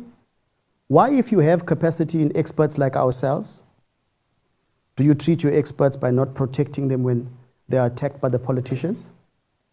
What explanation can be offered for that? Because I'm saying to you, I have since 2019 reported the attacks on myself and others. Nothing. Nothing. Or my staff. Nothing has been done to investigate the actual root cause of the politicians. And this is why to ransom service providers and compel service providers to give them payments quid pro quo. And if you don't, then they won't process your payments, or they'll frustrate you, or they'll involve you in, they'll tangle you up in legal wranglings. You pay for that litigation, you the ratepayer. Who gives the right to a municipal council to decide that they're going to fight a service provider that they owe money, for example? Let's use the latest case, that Poloba construction case that is the court decided on. You owe the service provider money. The service provider initiates legal proceedings against you. The city, individuals in the city take a decision to litigate. The court rules against them. And now you are going to pay an additional 31 million rand in legal fees and wastage because someone personally decided to make a political decision. Those employees that were fired, I want to deal with those employees that were fired from the municipality. I owe it to them because they are your heroes, if you will bear with me for another half an hour or so. They are the people that sacrificed their jobs for you. They are the people that said no more when they were told to shut up, look the other way, and allow the pillage and rape of more and more billions. The budget of eThekwini is estimated at about 70 billion. You'll be shocked if we allowed at some point to show you the documents we have in our possession to show you the extent to which loss is incurred from fraud and corruption from that 70 billion. Take that in the context now of the 28 billion that's been looked for and why VAT has to go up for the whole country by 0.5%. I reason that just by stopping this corruption in one metro, the ones I know of, it's more than 28 billion. It's more than 28 billion. I've just given you small examples because I'm being gagged.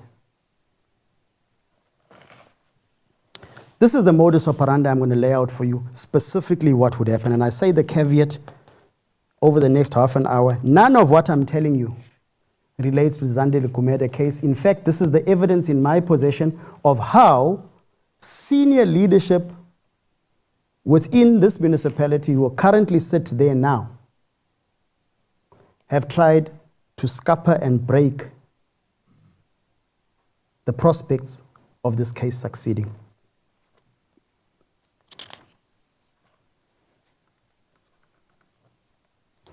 You would recall in the public domain, widely publicized, the ex-head of the CIU, his home was attacked. Again, I won't mention his name, even though his name is in the public media. In the wee hours of the morning, gunshots rang. Assailants were in his house. Fortunately, he and those that protected him were able to ward them off. Shortly after that, in the public media, evidence that he's given in statements that he's circulated and reports that he's made, he was repeated. And those threats started from 2019 and culminated in June 2023. By June 2023, he received the last death threat, saying if he didn't leave, because he was standing in the way firm, maintaining that consequences would be meted in the DSW case against Gumede and others. He was given an ultimatum. He resigns. I saw it in the papers and I was shocked. He resigns. His last day is the 31st of July, 2023. In comes another person appointed on the 8th of August, 2023. I'm telling you, he has got nothing to do with the confidential memorandum of agreement that I signed with the national head of the Hawks. I reiterate for the umpteenth time.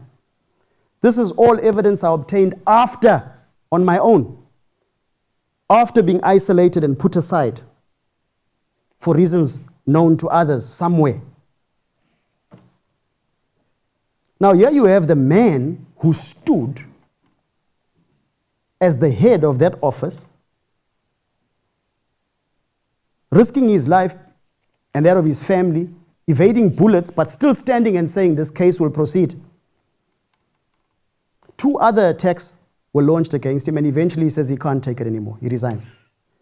8 days after his resignation, a new person is brought in. Mysteriously, the person is brought in, but not a single process that regulates the recruitment, selection, and filling of posts is followed. Not one process.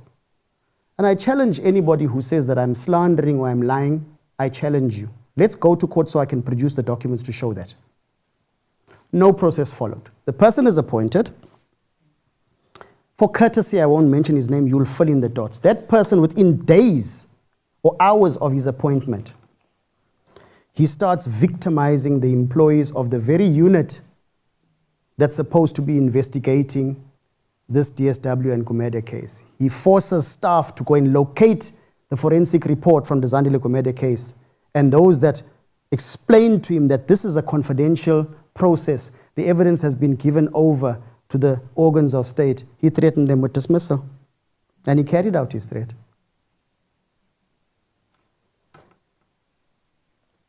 Within 3 weeks of him being in that seat, after threatening staff, after insisting he wants all the evidence involving the Gumede case, a case that had been running since 2019, he comes there in 2023. What the hell has he to do with the case that's before the High Court after several legs of that case have been decided upon by judges? What does he want to do with it? If not scupper it. This is the problem with our systems. And he was, in inverted commas, deployed. I'm not blaming any political party for his deployment. I'm blaming an individual who claims to have power given to him or her by the Municipal Finance Management Act, who takes an arbitrary position. I'm in possession of a WhatsApp message where the person that employed that person irregularly says, I resisted employing this person, but I had no option because the highest power instructed me, and I'm tired and fearful of being victimized, so I had to appoint this person irregularly. Look what he does when he's appointed. As a wrecking ball, he starts attacking the staff in the same manner that others did when they came to SARS and started calling a particular investigative unit a rogue unit. Isn't it the same playbook? Are you not tired of it, people? Can you not see it as clear as what it is? This is a repeat of a series we've seen before. Is it not the same thing they did to the Scorpions when they started succeeding? They said, this is a rogue unit, these people. Is it not the same thing they did to Cater Manor, the murder and robbery squad there? This is a hit squad. In each of these cases I've mentioned, I challenge you, they're in the public domain. The victims of those cases won those cases. The investigative unit at Cato Manor won their cases and disproved the nonsense allegations that they were a hit squad. The SARS rogue unit, Van Lochenberg and others, won their cases. What has happened to those guys' lives at your watch? What has happened to their kids while our kids are going to school? What has happened to their livelihoods while society looked the other way and said it's not our problem? I always use the analogy of a rape of a woman and say you cannot claim to be a human being and a citizen if a woman is being raped and screams for help and you close your windows and say it is outside of my yard and it's not my business. You are guilty of rape. This is what society is doing. You've watched them do it at SARS. You've watched them do it to the Hawks. You've watched them do it to several other investigative arms. Now you're watching them do it to the CIU. Functioning successful unit in Itegwini, which was a unit that was bringing about great success. If it were not so, why do we have these cases before the High Court? Why do we have all these accused? Why do you have all the assets that we've recovered? 100 billions. I'm not taking glory myself. I said there were 17 firms with me. those 17 firms worked. The results talk for themselves. In comes a politically appointed person. How is this different to what happened at SARS? The old guard are kicked out under the name of transformation. Someone comes in, he's put there, and he raises hell the minute he comes in there. 3 weeks after he comes, he says to us, you guys, IFS, I've got a problem. Send me your appointment letters. We say, okay, well done. Here it is. He says, send me your timesheets for the work you've did, but I don't like the format. Change it. We change the format, we send it to him. He calls certain individuals that I worked with within the Hawks, and he says to them, I don't believe that these people were appointed correctly. I'm not paying them, and the help that they're giving to you, I'm withdrawing it. You'll see to it how you're going to deal with them on your own. Now,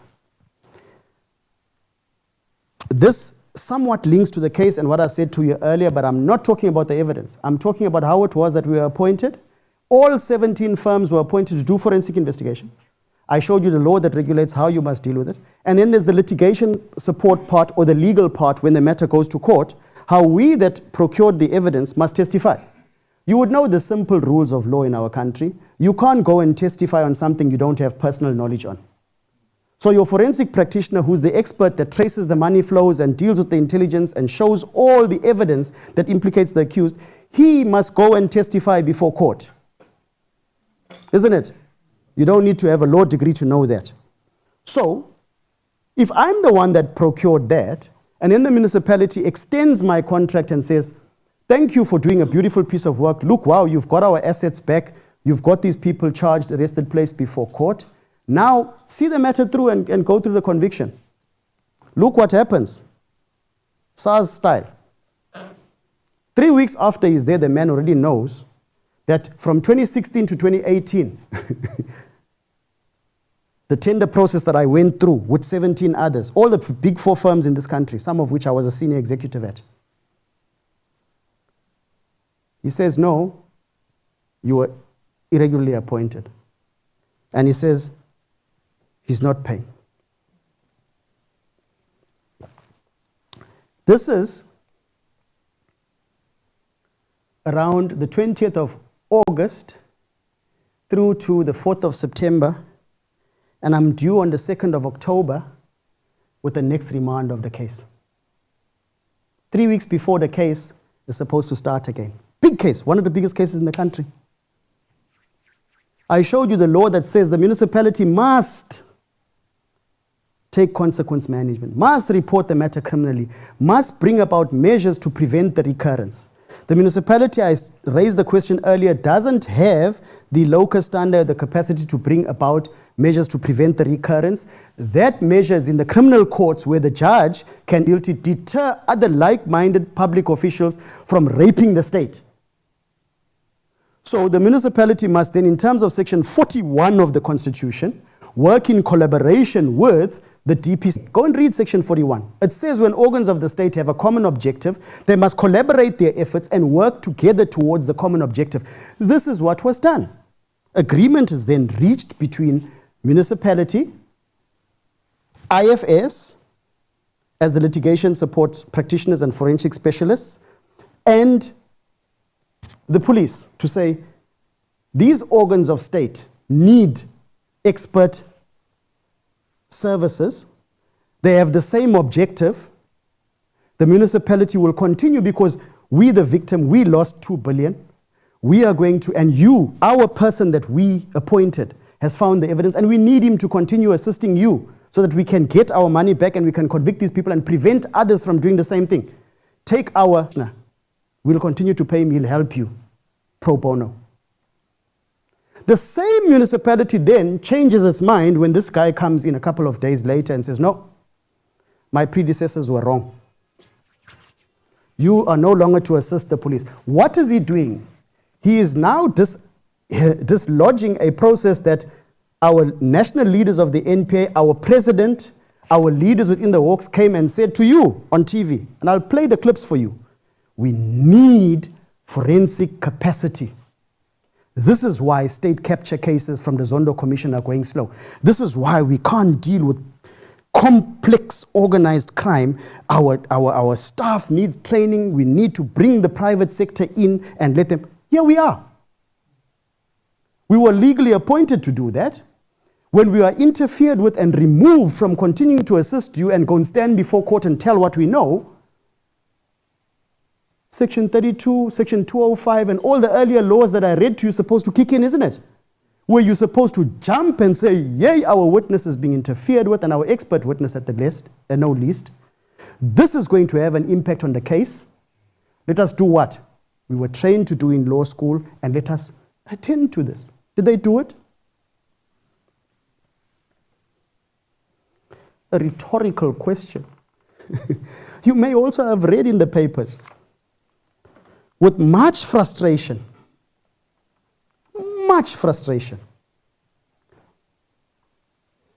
the way the matter is plodding along. I leave that to your imagination.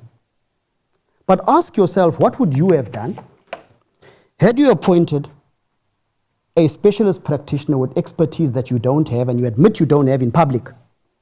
That person compiles damning evidence for you that if it were not so, would have been challenged by now because discovery has made a good 5 years ago. So if the reports we had compiled were nonsense, see by now, we would have been placed before court and told your reports are rubbish. The same reports I told you had secured judgments in other courts. Same evidence. But here, we are excluded by this person appointed after the death threats are received from erstwhile head, in being vilified. We are precluded from participation. Public then asks themselves, is this not a political witch hunt? And then you start seeing murmurings in the media. I want to deal with the one murmuring I saw in the newspaper where people have jumped and made allegations about that same allegation, we were unlawfully appointed. We were not. We were not. We have every piece of paper. I think this makes them scared.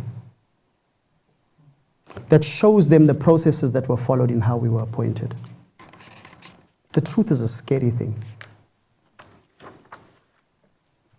But to show now, after them scuppering us and keeping us out of the case, on they go ex post facto to try to appoint a service provider, another forensic practitioner, to justify their decision that they'd already taken to terminate our contract. When this started in July 2023, or before it even happened, I did an expose on ENCA saying that this was going to happen, and that we had the intelligence to indicate that this is what was going to happen. One political party stood up and said, hey, this is nonsense, we can see it for what it is. These people are trying to scupper this investigation. 1 out of 17 service providers, why? They have every SCM protocol. But here's the interesting, the service provider that they appoint to investigate us, the paperwork that they use to appoint the service provider shows. Listen to this nonsense. They contradict themselves so damningly. In their papers, they admit that the 17 companies that were appointed in 2018 are still in force, 23, because the powers in the municipality had extended those contracts, which is exactly what we've been saying all along. We've got the paperwork to prove it, that the highest authority from city managers, 2 BAC committees, employees whose names we have, employee numbers, everything, with the papers. And the rationale was, you've investigated cases, people are before court, you have 2 choices. You let those people go free and return their assets, or you extend the contract of these witnesses that must testify in this trial. Which would you prefer as the ratepayer? And that was what was legally done. The extensions took place, And the fact that the extensions took place, they premised the investigation against us that you're seeing in the papers where they're saying there's a report showing that this company that investigated this case was appointed irregularly. So now no law can emanate from unlawfulness. Because the appointment was unlawful, that would mean the forensic report that they produced is equally inadmissible. They want you to believe that. Let me show you why that is utter nonsense. If that were true, then the unlawful manner in which that this service provider was appointed to make that point is supported by the evidence I produce. Then any allegation they make against me equally can have no legal standing, isn't it? Let me show you. So they go and contrive and get a service provider that has 2 months or 2 cases that he's done in his whole life. 2. I didn't say that. His own website shows it. This company was registered in 2020. The director became a member of that company 3 months before he was invited to submit a quote to come and investigate my firm, who is saving the municipality billions. But here's the other factor. In their papers, the supply chain management papers, they admit that the 17 companies, including my company, were still extended. But they couldn't use another company from the 16, excluding me, because the whole panel was compromised according to them. There's never been an investigation against any of those companies, and I'm sure if they're listening to this stream, they will be shocked to know that as reputable companies, if I show any of you of the 16, the nonsense they spoke about you, they said you are compromised. They said you are appointed irregularly. They said you are fraudsters. All 17 they alleged, and said they have to appoint this one because the 17 are corrupt. All. No investigation was done. They forgot that they didn't do an investigation to prove that these others, reputable names, I'm talking about big 4 international firms, they're saying they're all corrupt. Don't investigate them. They appoint this one with 3 months as a director and 2 cases in his whole life. The minimum requirement for all 17 of us to have met the standard to have been appointed to do work for the municipalities, that we had to show minimum of 5 years experience and a minimum of a limited number of references of work you've done for the state. I'm doing this for 33 years. I'm a veteran. I have other members in my firm that have longer service than me. I'm the baby in the firm. Yes, I'm the leader, but I'm the baby. So I have veterans that come from all the big 4 firms internationally that have joined me. We outstrip the threshold of the minimum requirement. This 2-month-old baby comes and writes a report and says, that firm that did the report of this DSW case,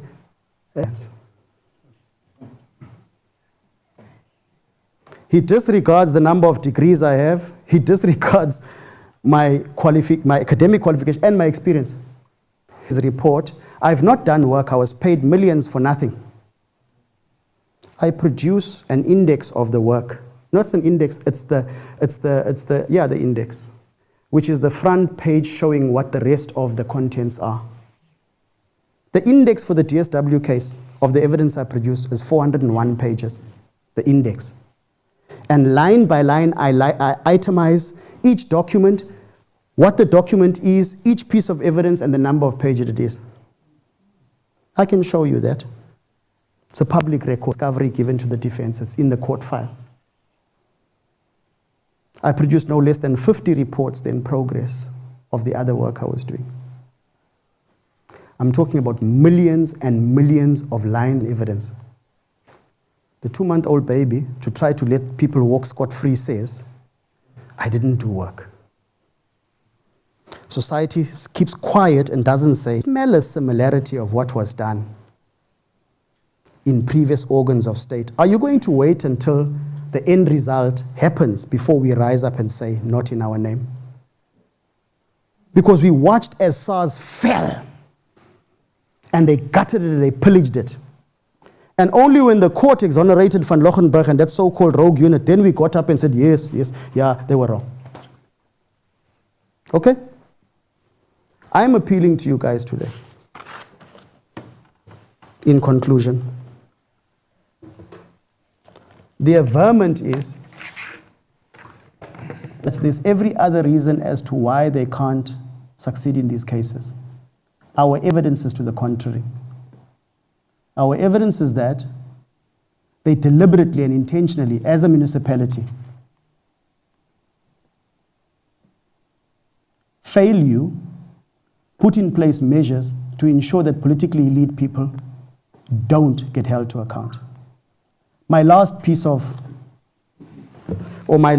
submission goes to a piece of evidence that I have which shows that after this person contradicted himself in this report, which we tear to shreds, myself and my legal team, and show line by line and page by page that he ignored evidence that was in front of him that exonerated us. At least in one or two places, he then admits and exonerates us and says these allegations are not supported by fact and can't be supported by fact. But listen to this. When he makes these submissions, a decision is made that a meeting will be held at the Exco among the highest decision makers in the municipality, which is the council. The council that must consider Regulation 3, that must consider governance, and must consider the best interests of the municipality. At the current place where we stand, we would think, finalize that case, convict these people, and stop the pillage of billions that are flowing out. But they say, no, we want to hear this evidence that alleges that our expert was not properly appointed. Nevertheless, they hear it. They don't produce a report. No report. No piece of paper, and I've got the evidence to show it. The guy comes, verbally stands up to council and says, hey, it's alleged that those employees and this service provider are conflicted, blah, blah, and blue. He's quoting from a report to allege that the report says thus. But when you read the report says we've done a diligent search. We've looked to see if there's any conflict of interest and could find none. Do you realize how damning that is? That means the council sat and consumed false information, made a decision to fire employees, made a decision to continue to vilify us and want to blacklist us and want to do all things against us, when in fact the person that spoke to them lied and spoke contrary to the very report, as rubbish as it was. That means they were misrepresented too. That means that their resolution is defective. But we must ask yourself, was it wittingly or was it by dereliction?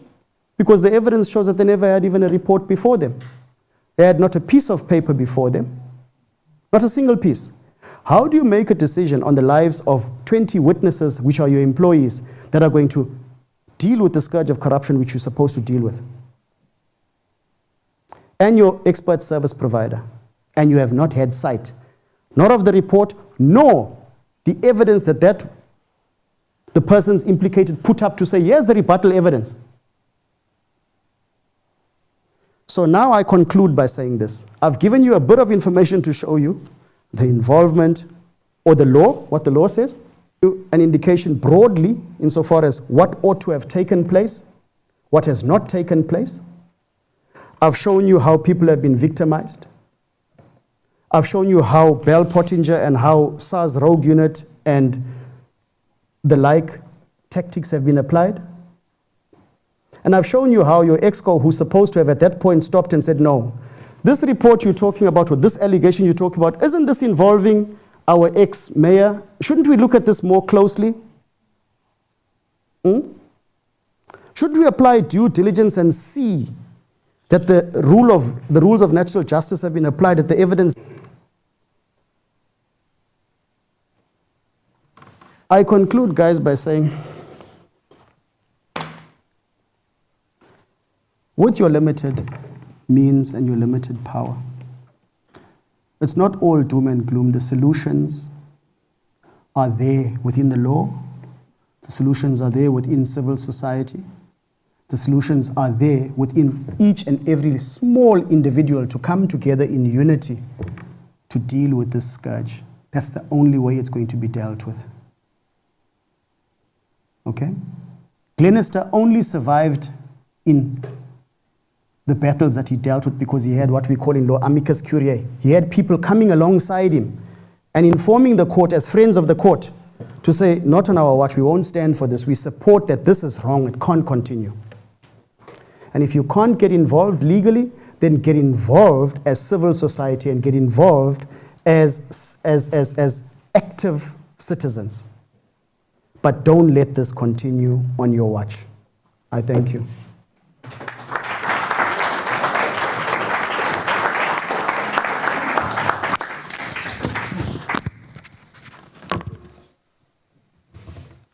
Left us in trauma. Can't move.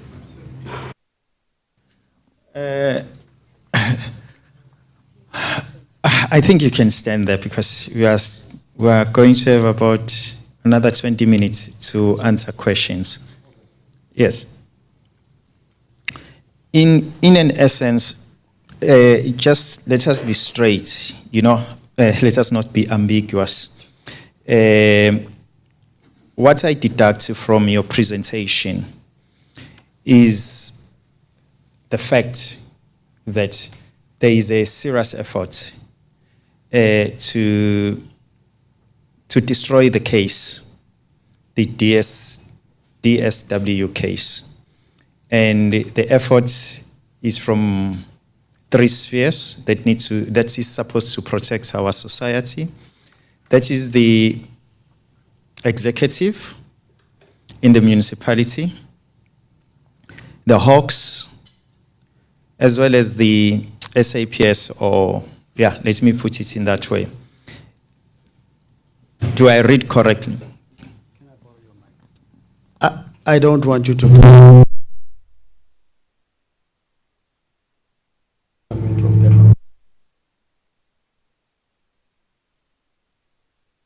I'm trying to switch off this one. Okay.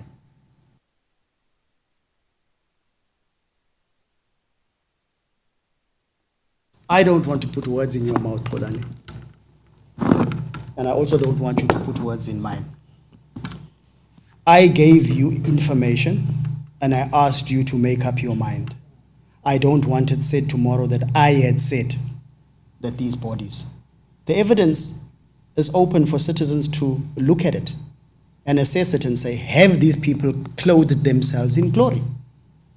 And if I am then challenged, I'll be forced to produce the documents to show what my actual view is and what the evidence says. But your audience must say, whether from what I've told you are facts, that these bodies that you raised, have they done the right thing from 2019 to now? According to you, have they done what they are supposed to do? The evidence shows whether they did or didn't, Mr. Dube. Okay.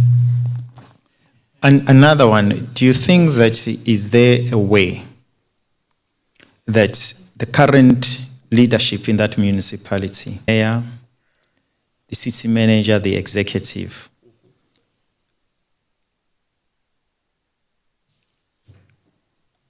do have a political will or the moral and ethic will to stop the corruption in that municipality, or they are part of our problem in this municipality? If you listen to what I said, my answer will have to be a flat no. And the no is premised on the evidence that shows that no consequence management has been visited from 2019 to 2025. You've had a mayor, it's public news, that when the manager that was implicated in this matter, whose name I won't mention because he's still under trial, along with the other accused persons, when that city manager was ejected from the municipality when his bail conditions failed, an acting municipal manager came in. The newspapers, the media shows what happened to that municipal manager when he went to testify in the bail hearing of the current municipal manager that's charged. Political councillors said he's ambitious. Political councillors attacked him and vilified him and shot down his continued employment as the acting municipal manager. until the current municipal manager was appointed. And all councillors clapped hands. You read between the lines, why would they then be happy when they were unhappy with the one that testified against their erstwhile mayor and erstwhile municipal manager? And then he's there for a short while acting. The minute he finished testifying, the very next day, read the papers, they attacked him. He was removed, and this current municipal manager that was placed there, go and read the public media to see how many allegations have been leveled against him which implicate him in trying to scupper this case, and also implicate him directly and indirectly in serious allegations of irregularity, which demand the implementation of Regulation 3 of the Financial Misconduct Regulations, which by now should have been a mile high, presented to the full council. And that council should contain the opposition as well as the current ruling party together. That's what the law says. I'm not saying it. So if they haven't done that, sir, I'm only here to say to you, based on the law and their conduct, then they don't have the political will or the legal will to deal with the scourge of corruption. In fact, their apathy then makes them liable, based on publicly available information, for the citizenry to conclude that they are protecting this current city manager. Because the question would be, why would you not implement your own regulations? Table before the full council all these allegations that whistleblowers and citizens are bringing against this man, serious allegations of abusing service providers, of corruption, of maltreating staff, of using the municipality in a way that ought not to have been done, as I read out to you there. No political will, no legal will. Okay. Before the last one, as a ratepayer and a citizen of this municipality, do you think that man who is our municipality manager, is Musampele, is known, is there a need for him to still be in that municipality? A need? No. Your question is there a need. When we vote, do we vote to need people in political office that will disobey the laws that would benefit the citizens and would bring true transformation and emancipation from lack of resources that our people have suffered from? Do we vote to bring persons in that would be mired in allegations and persons that would not uphold the law? That should be the answer to your question, sir. It's a rhetorical answer. Okay. The last one. Looking at the council, we know is a GNU. We are governed by a kind of sort, not the GNU in this province, it's a coalition. Is the EFF, is the IFP, is the NFP, and the ANC, and the DA, Yes. in the municipality. Yes. Wow. Yes. And so meaning that we've been betrayed by these political parties because they have all the powers to change lots of things in that municipality. And so are you telling me that the DA, the ANC, the IFP is the same thing when it comes to protecting corruption? I will answer this way, Olani, and the audience.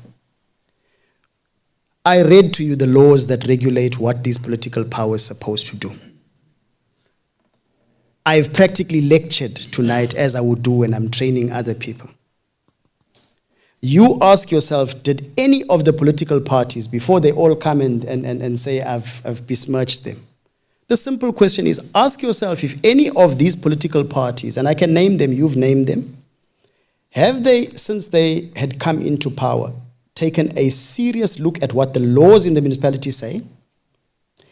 I referred you to when the current mayor came into being, and there were no less than 9 allegations published in the media. 9 serious allegations of financial misconduct, heavy abuse against the leadership of the municipality. What did all these parties do collectively? Because they sit in council together. What did they do? Did they apply Regulation 3? Did they uphold the provisions of the Municipal Finance Management Act? Did they uphold the Municipal Systems Act? Did any of them say, let us look at all the complaints, let us look at the billions that have been given to outside parties by ways of fraud, corruption, and racketeering? Let us initiate investigations. They didn't. The current state of affairs is that the CIIU, that was the only independent unit that was holding people to account, has been gutted. They're not gutted in oblivion to the current leaders in the municipality, be they opposition or be they the ANC. So I don't blame any one political party. I go back to the law that regulates them and say all of them are culpable, and all of them ought to have looked around them to see. You having the CIU gutted, you having employees being vilified, you having whistleblower reports coming from every corner of the municipality, which would show you that the employees, the sentiments of the employees are that they are sick and tired. They have no avenue to voice their knowledge of the fraud and corruption, but by anonymously making information known. Are you a responsible group of leaders, irrespective of the political party you come from, if you disregard those voices? Are you a responsible political party, irrespective of the color of your branding? If you then disregard the impact of that, because at the end of the day, if I'm talking about a couple of billion here and a couple of billion there and a couple of billion there, how do you justifiably, as the council, preside over the council as if nothing is wrong? The last one. What is the option of the ratepayers or the citizen of this municipality? What options or what option do we have to rectify the current situation? There are several options. Let me give you mine that I think is a quick one. The ratepayers and the citizens must come together in a class action. And we must get together and we must bring a legal challenge, compelling, which in law is called a mandamus. We must bring a court application, select a law firm, appoint that law firm to represent the citizens of this country, and bring a mandamus, which is an interdict, a positive interdict, compelling the state to do what the law requires them to do and that they refuse or fail to do. A mandamus. That mandamus must be designed to compel this municipality to do a few things. One, comply with Section 195 of the Constitution and the provisions of the MFMA and hold to account every person who has pillaged and raped the purse of the municipality. And that investigation must be dealt with independently.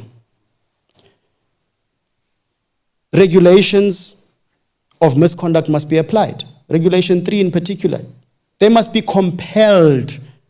The Intercape case, Olani, is a seminal case that shows, the judge in that case said, it's a travesty that government officials must be hauled before court and compelled to do what they ordinarily ought to do. And when he said this, he was referring to the Minister of Police and he was referring to certain commissioners of police because they had flatly refused to investigate what the court termed as racketeering against Intercape.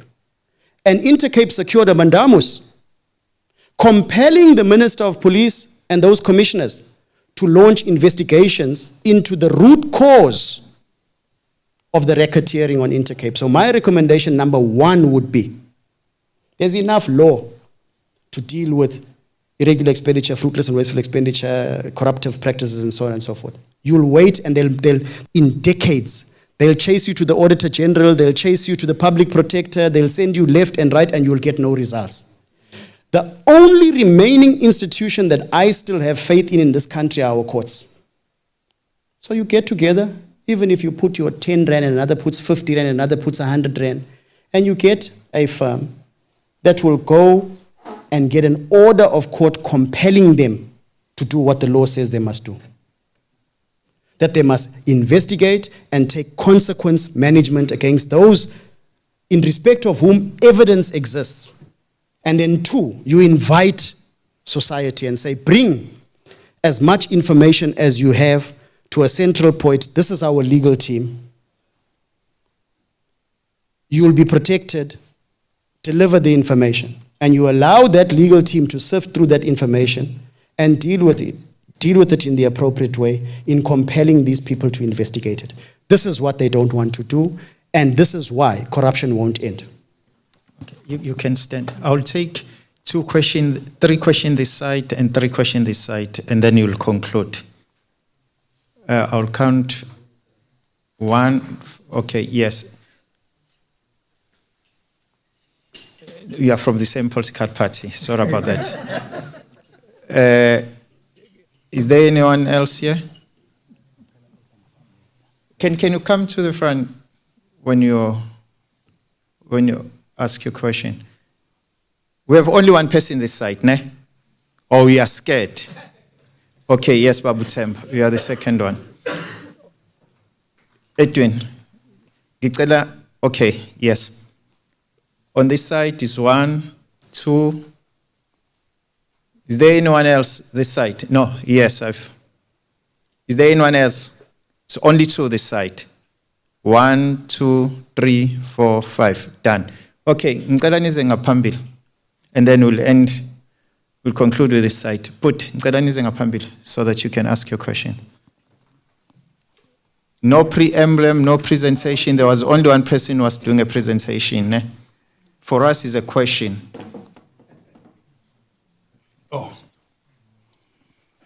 Greetings, everyone. And we thank you, my brother. I know your work personally of the wonderful things that you've been doing, and we know who you are.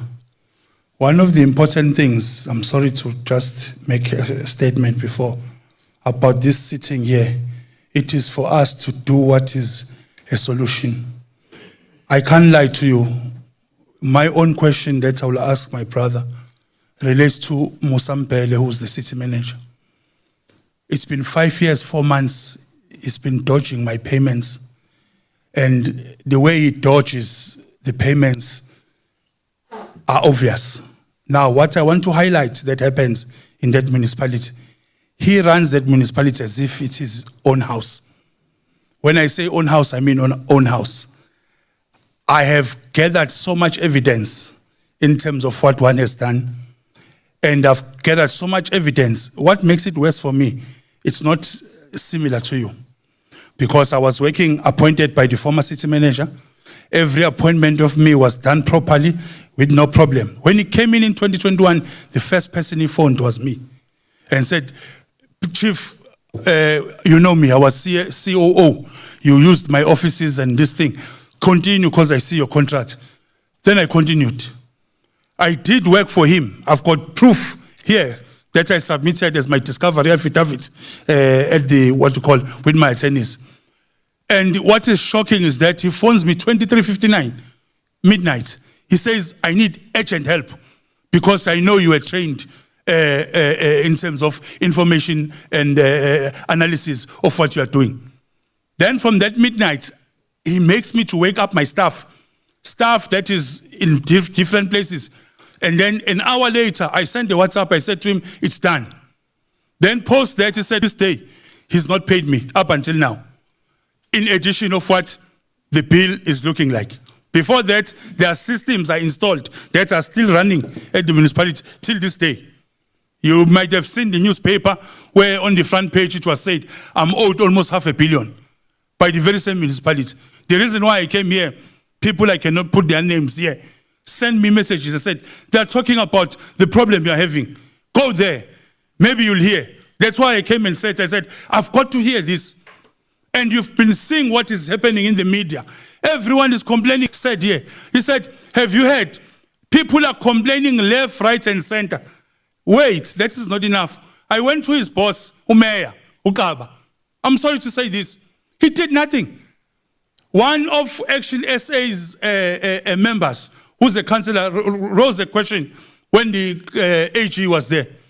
And then he said, I need to understand consequence management because I've seen all records of my company being paid. Why is it not being paid further on to this? It became a big drama. I think it's Mwango, is her name. And then post that, I therefore asked them a simple question. I said, based on the things that you are required to do in order to do payments, you are even worse because you are a manager. You came to add services. So people who are at the municipality, what are they saying? Because councillors, when they sit, they should say, no, this is not up. How can this man not pay this man? And then he comes in, in power. While he's in power, he will just list his own things that he wants. He continued to get them. That was sweeping his office, sweeping his cars, monitoring phones. I went to even his wife. I know his wife is Daphne. I had to also go to Daphne and make sure that all these things that he needed are done. Until this very day, not one kobo. When I say kobo, 1 cent was paid to me. And I got frustrated. If I can tell you about the legal bill, my attorneys can tell you. I had a team of advocates that sat with me and said, your case is valid. The only thing that you need in this country is that you need a union of people who will come together and say enough is enough. So my message to the councillors of eThekwini, I'm not against you, Bafethu. I'm sorry if I sound like, please remove this man. And Umeya Ukaba blocked me. I must say this. After calling him because he reports to Kaba, deal with this man. Kaba blocked me. As a mayor, I'm sorry to say, even if he can hate me, he's one of the most useless mayors I know. I work in provincial government. Things that are done in provincial government, I solve them. National government, they depend on me. There are people I will not mention here. When the state was looking for them, my company found them. From the task force and various sectors of the media, not media, sorry, of the government. They come and ask for my services. We work in 8 provinces. In those 8 provinces, everywhere, I've got even letters of people saying thank you, CFO saying thank you because of the solutions we've brought. So Musampele is the only person, because I said with the people from the municipality, I said, why is it not paying me? He said, I'm telling you now, if you are not close to him or you are doing pity part with him, he's not going to pay you. Why does this man have to be like this? So my brother, for standing up here, we need to give you a hand clap. Because people, Basaba, they are very scared. And I don't know why do we allow this Musampele character to take so much glory. Mina, it gets no glory from me. So I'm hoping that councillors will finally understand. I've written to EXCO, I wrote to the AG. This is what I want to say before I sit down. When I wrote to the AG, the Auditor General, Utakan Maluleka, Gampalela. Then when she answers me, she says, okay, I had to subpoena things, but I'm not fighting the auditor. They did nothing wrong. Then, on the answer I got, they said there is no irregular report from the past city manager and the current city manager about your company. So as the Auditor General stopping you from being paid, I took the letter and I attached it in my discovery affidavit that comes from the Auditor General, who says, no, by law, if they were irregular, they know within 14 days they're supposed to send something and say there's something irregular. There was nothing that was written that is irregular about my company and my service. So auditor said, as far as we know, there is nothing. From city manager to the current city manager. Right now, what I'm hoping that will happen, I'm a councillor, will stand up. It's enough. This man has got to go. I mean, I can't lie to you. He needs, or this eThekwini needs. We need to stand up and say, nonsense is nonsense. We have got a lot, thousands of guards everywhere working successful things that we have done in terms of investigations. But we have never gotten a treatment whereby a man feels that he owns. He thinks that Percy eThekwini, it's his home bank balance. And we must tell him, Musa, it's enough. And people have been complaining, how shame, Musa? I can't say shame. I can't say shame. We need our money, Musa. I mean, are you going to pay my money? And I told him the last conversation we had, I said, I've got proof. The proof vilifies what I have. What made it a cherry on top when we got these things is that when the auditor wrote, he said, there is no record from the former manager to the current manager where you were reported as an irregular service provider. As I speak to you now, my invoice still runs. Every month it runs. Every month it runs. It's my claim. And I sent a letter last year I said, give me a permission to remove things that I placed there. The same Musa who doesn't care makes you as taxpayers to have increments on monies that you pay because he doesn't care who pays because it's not coming from his bill. So my advice is that please, this character must be very much focused on. Let his house be sold, let his pension be taken, so that he can realize what he's doing is wrong. I'm being honest. Things we've gone through. Once we start mentioning Etegwin, we pray every time in my house. Once you say Etegwin, you see my kids watching me like this. But says cartel. No, they don't say it. It's enough. And I want to thank this brother here for making this, because to make this, I can't mention it here because I respect. But indoor. Yes, half of the things that is, all the things he has spoken, they will not speak about it. They will speak about his shirt. They will speak about how he was speaking. My brother here was like, you saw how. Don't come to criticize. Look at what is the core. The core that we have as a problem in Etegwin is that Mosampel. 2, all his comrades that he is with there, even people that are working for him are scared. I get a lot of calls saying, do something, do something. So I came here to say, thank you, my brothers, for what you have done. And my brother, I support things that are done, but I'm saying I'm number one to those that will join to say, let us do something. I mean it. Let us do something. I'm a president of Mzansi Business Forum as well. Let us do something. If we must make a march, let's make a march. Don't even go there. I saw the president of the country.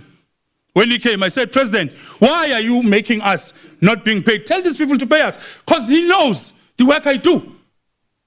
The parameters of the work that you are doing, President can't be involved. Who must we complain to? If he says, President, I've got a WhatsApp from Umoma Gwen. It's why President can't be involved. Because not the President, I'm being honest. Imagine the millions that he has taken, things we had to sell. The nonsense that we had to go through just because of that one man. Oh, I know, guys. Please. Thank you very much, guys. Thank you. Can we be short? No. Can we be short now? Yeah, thank you. Thank you. Mina, ngizokhuluma isiZulu interchangeably with English. I think the greatest disservice to the city is not that we are looking at things that are done wrong and we keep quiet. But the greatest disservice was the fact that when the city manager was appointed, he was appointed irregularly and illegally. And in fact, there is a case that is before court in Peter Marosbeck last year. When we went to court to check what the process is, because they were supposed to have replied to the motion papers that we filed, but the case itself was gone. It disappeared. Meaning that we are actually dealing with thugs, real thugs. The Solbet matter. The matter irregular expenditure, that's one matter that we actually put as one of the matters that we refer to as an irregular expenditure. So is the Uqabashe, Usotobe. There are many other matters, not only that, even the appointment of Mageu as an irregular appointment, even her actual dealings with Debenois, whatever you are actually talking about, are things that are still happening there. It didn't actually end at that time when there was a trial at the High Court. It continued. In fact, Umake was appointed as a head. He's a Section 204 witness. A Section 204 witness is a criminal. Is a criminal, it's just a state witness. And so we are taking to court because the mayor and everybody else are failing to listen to us. We are saying that a city manager was appointed illegally, and so his appointment needs to be set aside. So is Mageu. That's why we have to start. Thanks. You have not introduced yourself. Sorry. From? Elatinus. All right. It's just because I'm hearing you saying you are Are you representing an organization or? No. I mean, I'm actually taking the matter on my own. Oh, okay. No, thanks Yeah. a lot. That's my. Sure. Okay. What I wanted to say, guys, is from the two submissions that were made, I echo my sentiments earlier. It seems that there's a common collective problem. There's one individual who has created a racketeering enterprise, from what I see legally. And the racketeering enterprise is the actual municipality. And it appears from the information that we're receiving that the municipality, the structures within the municipality have indeed been captured by this person. This person has taken undue control over them and repurposed finance, repurposed the legal department, repurposed SEM, repurposed HR, and the various other structures, which, if you look at it from the legal definition, he then creates his own organizational structure according to information from whistleblowers, and then thereby takes control of the decisions that those persons will take. And this is why individuals will start experiencing issues like non-payment, issues like legal challenges, issues like rejection of their bids, and several other issues. Those issues are only symptoms. They are symptoms. As difficult as it is, Kabashe, what you're going through, it is a symptom of the bigger problem, which is the complete capture of eThekwini and the repurposing of the power vested in a person that's supposed to be used for legal purposes, and that person then treating the municipality as if it was ubukhosi bakhe. You understand? Now, for those that don't speak isiZulu, that's an autocracy, his kingdom. It's only a king that rules autocratically. I don't remember municipality being given kingly powers.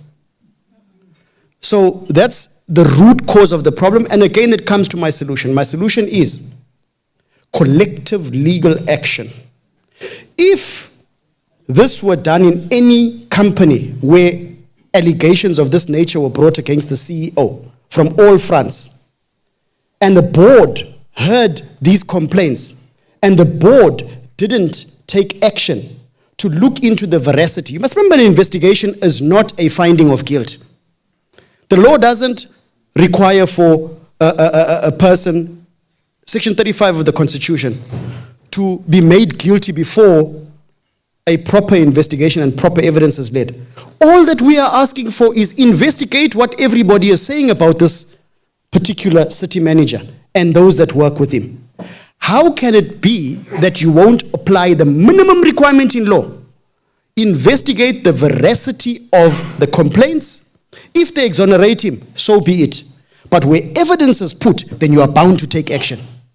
Now, which law-abiding council, opposition or main party or whatever, which leadership will fail that basic right? So that would mean, if that would be to apply to every citizen, you cannot walk into a police station and say, my neighbor assaulted me. They will determine, okay, we'll see if we'll investigate against you. We don't feel like it. That's what's happening with the municipality. So my earlier recommendation is collective legal action. Sorry. No manifesto, ne? No looking. I'll definitely try not to. Greetings to everybody. My name is Uhalalisani Ndlovu. I am the provincial campaign manager for Action SA, but I also do happen to be a councillor in KwaDukuza municipality. No, I do not have the 37 million with me. I played no part in that. No, our municipality has become notorious for a recent theft and loss of about to the tune of 37 million. Now, this brings me to the setting that we're in today, because it's not just an eThekwini problem. It's a widespread national problem across most, if not all, municipalities. Local municipalities have now become the center of criminal rings that centralize power in order to loot public funds. Now, in order for us to even begin to rectify these problems, either from the administration or from within the political leg of council, we're going to need civil society such as yourselves to come to the party. We're going to need ratepayers to come to the party, because society is going to need an all-of-society approach for us to even begin to fix these matters. Now, the problem that we find is you've got UMM at the forefront of the administration, but they've collectively created a clique of executive directors and managers that cannot then hold each other accountable. Now, consequent management within a local government context should initially start with the MM. However, Tina, as politicians, we do have the right to hold them to account and to play oversight. Now, that's why I'm saying, Guti, if these two legs do not coexist, it becomes a problem. Because there are ample legal frameworks that are at our disposal. Now, for instance, there's an MFMA perspective on consequent management. USALGA, which guides local government, is quite clear in their frameworks in terms of how to institute consequent management. But you never find anybody being charged. You never find anybody being brought to book, because it's a collective. And that collective, amiable, is to loot. And why I'm saying in any situation where the administration and the political leg are captured, it is doom and gloom for that municipality, because the very same politicians that are supposed to hold the administration accountable will then find themselves receiving either brown envelopes under, under the table, or they will form part of these cliques. And who's then holding the ratepayers' interests to their benefit, or who's the one that's protecting ratepayers' interests? So that's why I'm saying I don't have a question, it's just a comment. And nami ukuzobonga kunina to open platforms such like these, because as politicians we go out into communities and politicians and councils don't want to do their work. But unfortunately, as I said, it's going to take an all-of-society approach. We can only do so much without the buy-in of our ratepayers, without the buy-in of communities. Because if there's one thing that's important that you mentioned today, it is the rule of law. And without that, we are going to become a lawless country if we haven't already. And the moment that happens, we can say goodbye to the liberties that are enshrined within our democracy. Thank you. Thanks. Edwin, and then Zobaba Utemba, and then we conclude.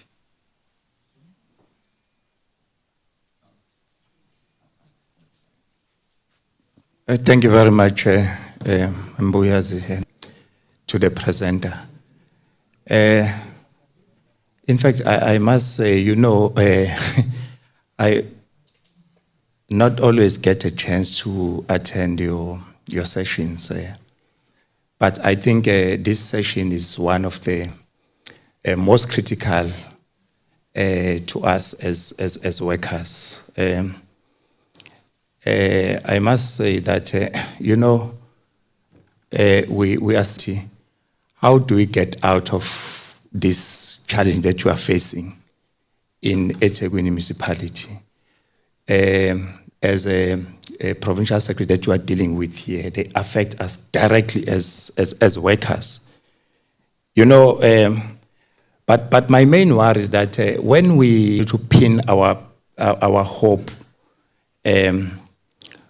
in the judiciary. I'm not saying that we must not pin our hope in the judiciary, but the challenges that we are facing are urgent challenges that need to be addressed now. And I know that the rule of law and judiciary is important for our democratic processes, but they sometimes happen to take very long.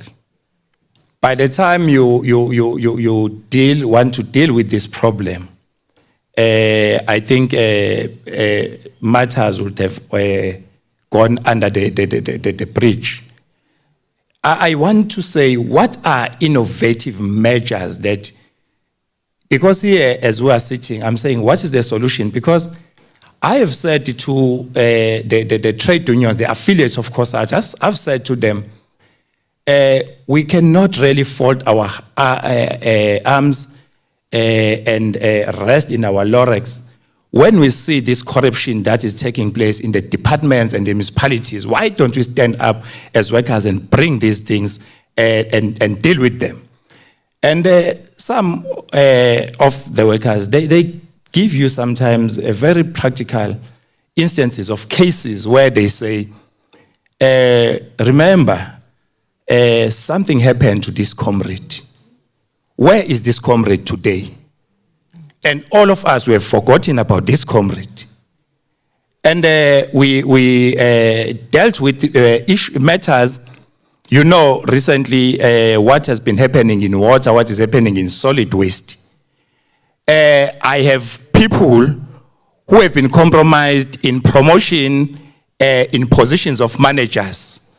I've got people who are running around running for their own lives because they've taken stance to expose these matters that we are talking about. As COSATU, from our standpoint, we fully agree, but we really think that there are other innovative measures and more urgent measures that we need to take to deal with these issues over and above what has been proposed here. We agree with what has been proposed, but we really think that, I'm worried, Mbuyas, that we've got such a small platform here. Then I'm asking myself a question.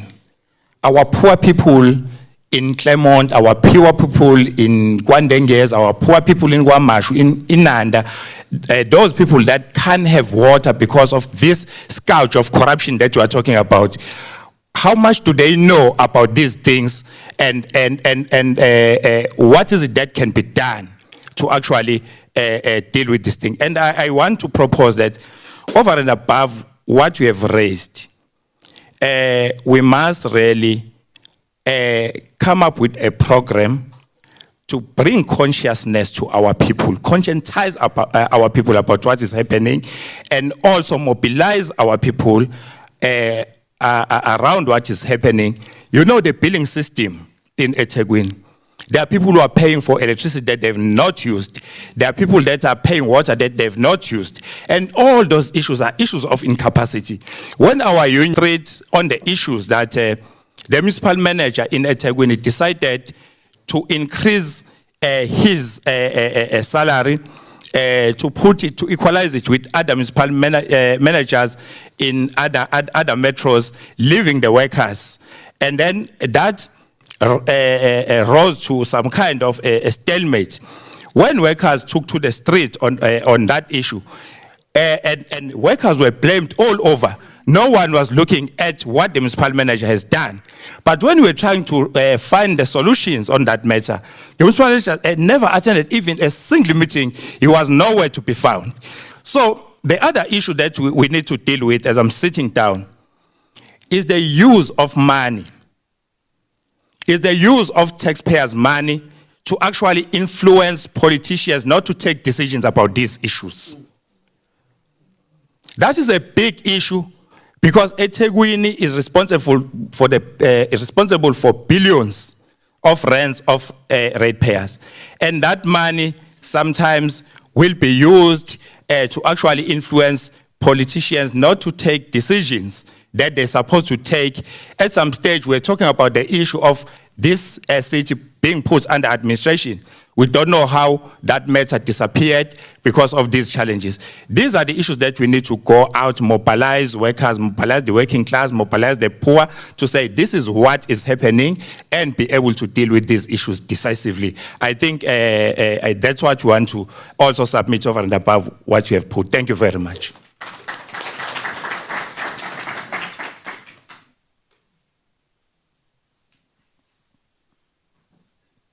Thank you.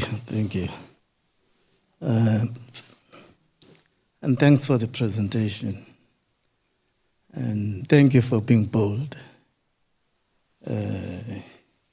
Kulisisimo esikusona.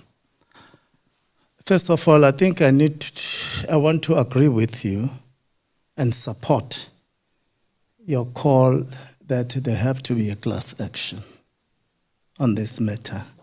Without a class action, nothing will happen. Whether you like it or not. You see, they'll just look at you. Yes.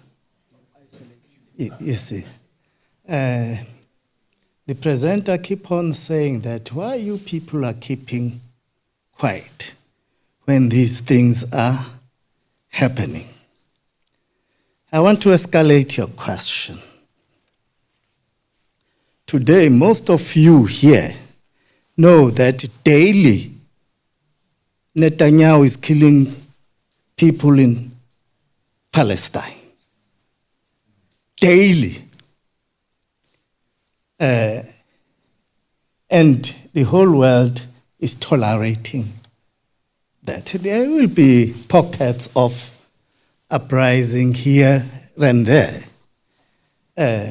But in overall, we can say there is tolerance of that things happening there. Now the question is why? The answer to that is what you see here in eThekwini. It's what you see here in eThekwini. I'll be a little bit ideological. As long as it is the system that is being applied here in South Africa, predominantly in the world, which is a capitalist system, it operates like this. It operates like this. You see, it operates like this. So they can tolerate, we cannot, for example, others can be very unlucky and be acted upon. But if it is Kabashe here, they will deal with you. You see, they will deal with you. If we, South Africa, can go and do the same thing Israel is doing in Palestine, they will deal with us decisively in one day. Aeroplanes will fly all over South Africa and they'll mow us down. You see, and they are not doing it in Palestine. For the same reason, they are not acting upon people who are doing whatever the corruption. For the same reason, it is the system. You see, it is the system. That's why I said I support a lot of the call that requires a class action.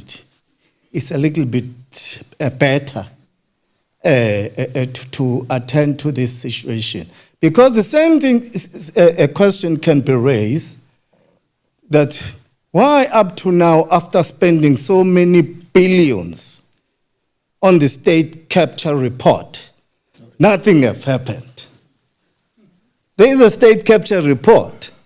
So the same question can be asked. There are many other commissions that have produced scintillating reports of corruption, of criminal acts.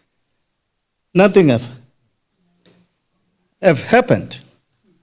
See, nothing have happened. So that's why I said, for now, without taking a lot of time, we need to support this call for a class action. I think the presenter will agree with me that justice in South Africa have been homotonicized. Thank you.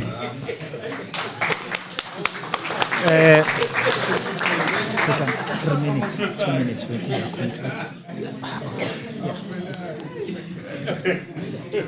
Okay. Yeah. Okay, guys, I think to sum up the engagements of the evening, I think we can agree, especially what was said by our elder, the last speaker, is that we're dealing with a systemic problem. The system is broken. The levers of government that's supposed to deal with corruption and consequence management are compromised. The system, to a large extent, I agree with what he said, is influenced by patronage and by money. It's clear ukuthi iningi labantu bayagcotshwa. Imlomo yakhona igcotshiwe. So it's known within, I've served the departments within this country from the highest to the lowest, throughout every province, in and out of the country over the last 3 decades. It's the same thing correctly as the speaker from Action SA said. The exact same thing happens locally, regionally, provincially, and nationally. The patronage system is what has collapsed political ideologies completely. In the old days, in the 80s, some of us will remember what they called people that pretended to be revolutionary, but were clandestinely dealing with the other side. One they called abokomtsotsi. What happened to our view of not tolerating persons that claimed to have put their hand to the plow of fighting the revolution for the benefit of the people while they sought to enrich their own stomachs? Why did we stop calling them abokomtsotsi? Why did we stop giving them the disdain or their just deserves? We began to, as you correctly said, tolerate them. I'm not saying that we should do anything harsh to them like what was done in the old days. But because the rule of law allows for us in the civilized society that we find ourselves, mechanisms to attend to them, these must be put in place. And when I talk about class actions, Baba, I'm not only just talking about long-winded litigation. There are quick systems and quick wins that you can do. When it comes to disciplinary inquiries, these are all matters that are subject to the authority vested in a mayor, vested in an exco, vested in your committees within the municipality that must pass resolutions to have action taken, including the termination of contracts of certain people. The Systems Act also directs you on what you can do if within the council they fail to take certain actions. You escalate, you go back to the MEC, you go up national. So you can deal with these issues, not only, as others had said, through the slow processes of litigation through the courts. You also use the powers that you have within the legal framework to get rid of people within the public sector that ought not to be there. They have an employment contract. The employment contract is subject to your internal disciplinary processes. And if you want to bypass a long-winded legal process, I offer that you deal with them departmentally, also collectively. There's absolutely no way that an individual can survive multiple collective complaints that are brought by, where's the union reps? By unions that would come and lobby and engage employees and bring those employees together that have evidence and information that amount to misconduct. Come to people like us to help you package that evidence in a manner that it will become admissible at a disciplinary inquiry. Present it then to the leadership to say, here is our charge against that individual. You are not a king, you're bound by law to take action against this person. Here's the evidence. We are standing as one complainant, although we are a mess. I'm moved today to hear representatives of the union saying that not in our name, because when you have the interest of the workers at heart, and this has then been done to the workers, you have to act.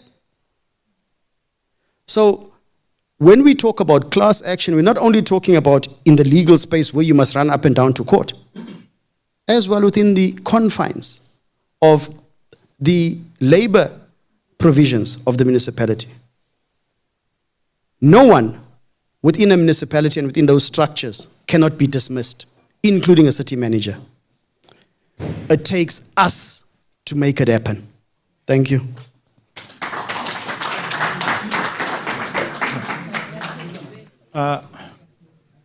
Leo, let me say thanks for being a good patriot. That's where I will end with my compliments to you, is to say thanks for being a good patriot and keep it up. And we need more of people like you, because we know nowadays that our professionals, they are more concerned about the debit orders that always knock in their bank accounts at the end of the month. And we know very well that professionals' aspiration is not different from the people that currently we are dealing with, because the people, the real perpetrators of crime in our state institutions are the professionals. And it's said that the middle class or the professionals who are supposed to be the torch bearers, the firewalls that protect the underprivileged, but are the same people who go out and destroy the future or the livelihoods of the underprivileged. What hurt me more is that in the South African scenario, when you look at the rise of the Afrikaners, it was the middle class that propelled the Afrikaners to be that powerful bloc in the contestation of the South African economy between them and the British. In 1993 or 1994, when the chosen black middle class were given that responsibility to say, here's your chance to propel your people to another level, because we were subhumans. That's how the system designed us. Unfortunately, our middle class decided to create a rabbit hole for us. And then they drag us to that rabbit hole. We are in that rabbit hole as we speak. Unfortunately, those who are 40, 45, let me say 30, 25 to 40, they don't have a future in this country, because that rabbit hole soon is going to close for them. Why I'm saying that, if you go to statistics, number of those people are unemployed. Number of those people that don't have a house or a home. They are destitute. We romanticize them as the middle class, as the missing class. But the fact of the matter is, the rabbit hole is closing on them. The question that we have to ask ourselves, what is the role of us as the middle class? Because we know it very well that these Gothic mansions and this aristocratic life that we aspire are not permanent. As I've always used an example, those who stays in Pinetown or in Claremont, they know very well that New German, New German, Sanya, and so forth, were pristine suburbs. But look at them today. Look at Glenwood today. Look at Durban North. Look at Umhlanga. Why I'm using these examples is that even those who claim that the best investment is in property, let me tell you something. That's a fallacy. If the society, through corruption,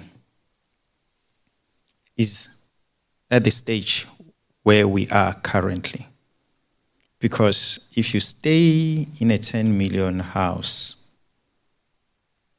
somewhere in Zimbabwe or somewhere wherever in Mount Ashcombe, after you have stolen from the municipality, if in that house you don't have electricity and water, you are not different from a person who stays KwaMashu, KwaNdengeze, Claremont, eMkhukhwini. Because what connects you is the dehumanization of not having the basic service delivery from the municipality. The only difference is that when you are staying in a decorated shack of a 10 million, the other one is accepted that his shack is just a shack. You are staying in a decorated shack. And another phenomena of which we need to accept is that the professional, they steals from the poor and use these concepts of saying, I'll invest in my kids. I'll take my kids into the Model C schools or in these other schools. But the fact of the matter is the world is round. We live in an ecosystem. A child that you stole from him or from her as a municipality official, he or she will meet your child somewhere. And you know where? Possible at university, possible at nightclub, or in any social space. And he will bring that condemned child that you stole from him into your house. And you know what will happen thereafter. I will say, why are you bringing this one? It's not because you don't like that child, because of the guilt that you have. And so we are not going to escape our sins. We can fool ourselves. We are not going to escape our sins. Why I'm saying this is because the culprits, the people who steal from that municipality or from any government institution is the black middle class, the professionals. They are useful fools. They are useful fools. I'm using it openly because they can be manipulated by an Indian, by a colored, by whatever. But the people who are responsible at this present moment in this democracy to take this country forward is the black middle class. All the culprits who are in that document, the person that we've been shouting here is a well-educated person. Some of them, they are doctors. They got those PhDs from DUT, you know. Yeah, they got those PhDs from DUT. Leadership, something there, we know. Others, they got it from Westville, those masters. But fine, they have those papers, you know. And now they are qualified to be professionals, but they are not academics or intellectuals. They just have papers. And so meaning that we even stole the degrees, we steal everything so that we can, you know, present this false identity. We have said in the beginning that this seminar, you might think that it's just a simple thing. Let me tell you something. It was the most difficult seminar to do it because it was not dealing with the abstract. It was dealing with the real issues of our society. And it was not dealing with people that we don't know. It was dealing with people that we know. And we are, yes, Babu Temba, ni alliance enough. And Ubabu Edwin, you protect these workers from them, but you also have a bargaining council where you compromise and reach agreements with the people that are on the opposite side. Those are the contradictions of our society. And so we agreed that I'm not used to that term that you used when we said it might be our solution. I think we have to explore it. And we have to hand it over to the vanguard of the poor and the workers to do that, of which is the SACP. We will talk with them to say, be the vanguard now. Lead us. Protect the poor, protect the workers. And so it will be the responsibility of the SACP. We will negotiate with them, and we will come back to you. I'm a very honest person. If they don't want to be part of this, I will come back and say to you, that vanguard is a vanguard for something else, not for this. You get them. But fortunately, they are also contesting elections, and so I think they will be part of this, so that it can be their ticket to contest election, a campaign. I'm giving you a strategy now. And so we will meet, and we will meet the SACP, and to say, can you lead this thing? If they don't want to lead it, we'll come back to you and say, SACP said no. You know, it's to accept and to do this thing is almost support. It's not even a month. It's quick. You guys, I mean. Yeah, and so the capitalist system, all this teaching will come to be exposed if you really have that true consciousness against capitalism and corruption in our municipality. And the last thing that I would like to say, at least now we have a way forward. This thing is going to be led by the SACP. We are going to send those court papers. You'll help us and others who want to do that. And the fund for that, crowdfunding, will be led by the SACP. I think it's better to do that because it's an institution, it's an organization that publicly is claiming that it's doing these things. Because I don't want to do it. Why I don't want to do it? In one meeting like this, we met and we said, there is a committee, people must go and fight. Hey, my daughter, I ended up alone. You see, because I was called and I ended up alone. And I fought for those people, for the food nutrition. Unfortunately, again, the beneficiaries of those food nutritions are nowhere to be seen. And so what I'm trying to say is that when you fight for social justice, you must not expect anything in return. And the people that you are fighting for, you must not expect them to support you. And even if you have achieved the result, don't expect them to come back to you and say thank you. Because we live in a thankless society. And so what I'm trying to say is, this journey is a thankless one. We're not doing a favor to you. We don't want compliments to you. We don't want anything. We will see what we can do with the SACP and Leo and the others who might want to join. That's why I'm saying I don't want to say sit behind. Kapash, you can leave. We don't want to. We'll talk with Ubabu Temba. And then I will come back to you and tell you that Ubabu Temba, I said, Kolane, I don't want to be part of this. And then we will see what we do. But as I've said, we don't want to recruit people to say, be part of this committee. These are the things that we'll do, because I know we say 6 o'clock, people come at 7. And then we say at 7 and people say, hey, I was in hospital, I was sick. You see, and so there is something that we'll try to do. If we fail, it will be a worthless fight. I mean, a very useful or the most important fight that you are going to lose. But definitely, I don't remember losing any.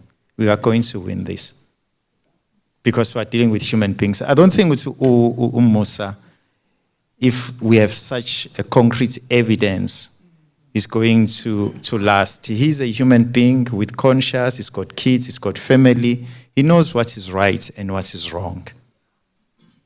And he can't live in a society that is no longer in need of him in terms of his service.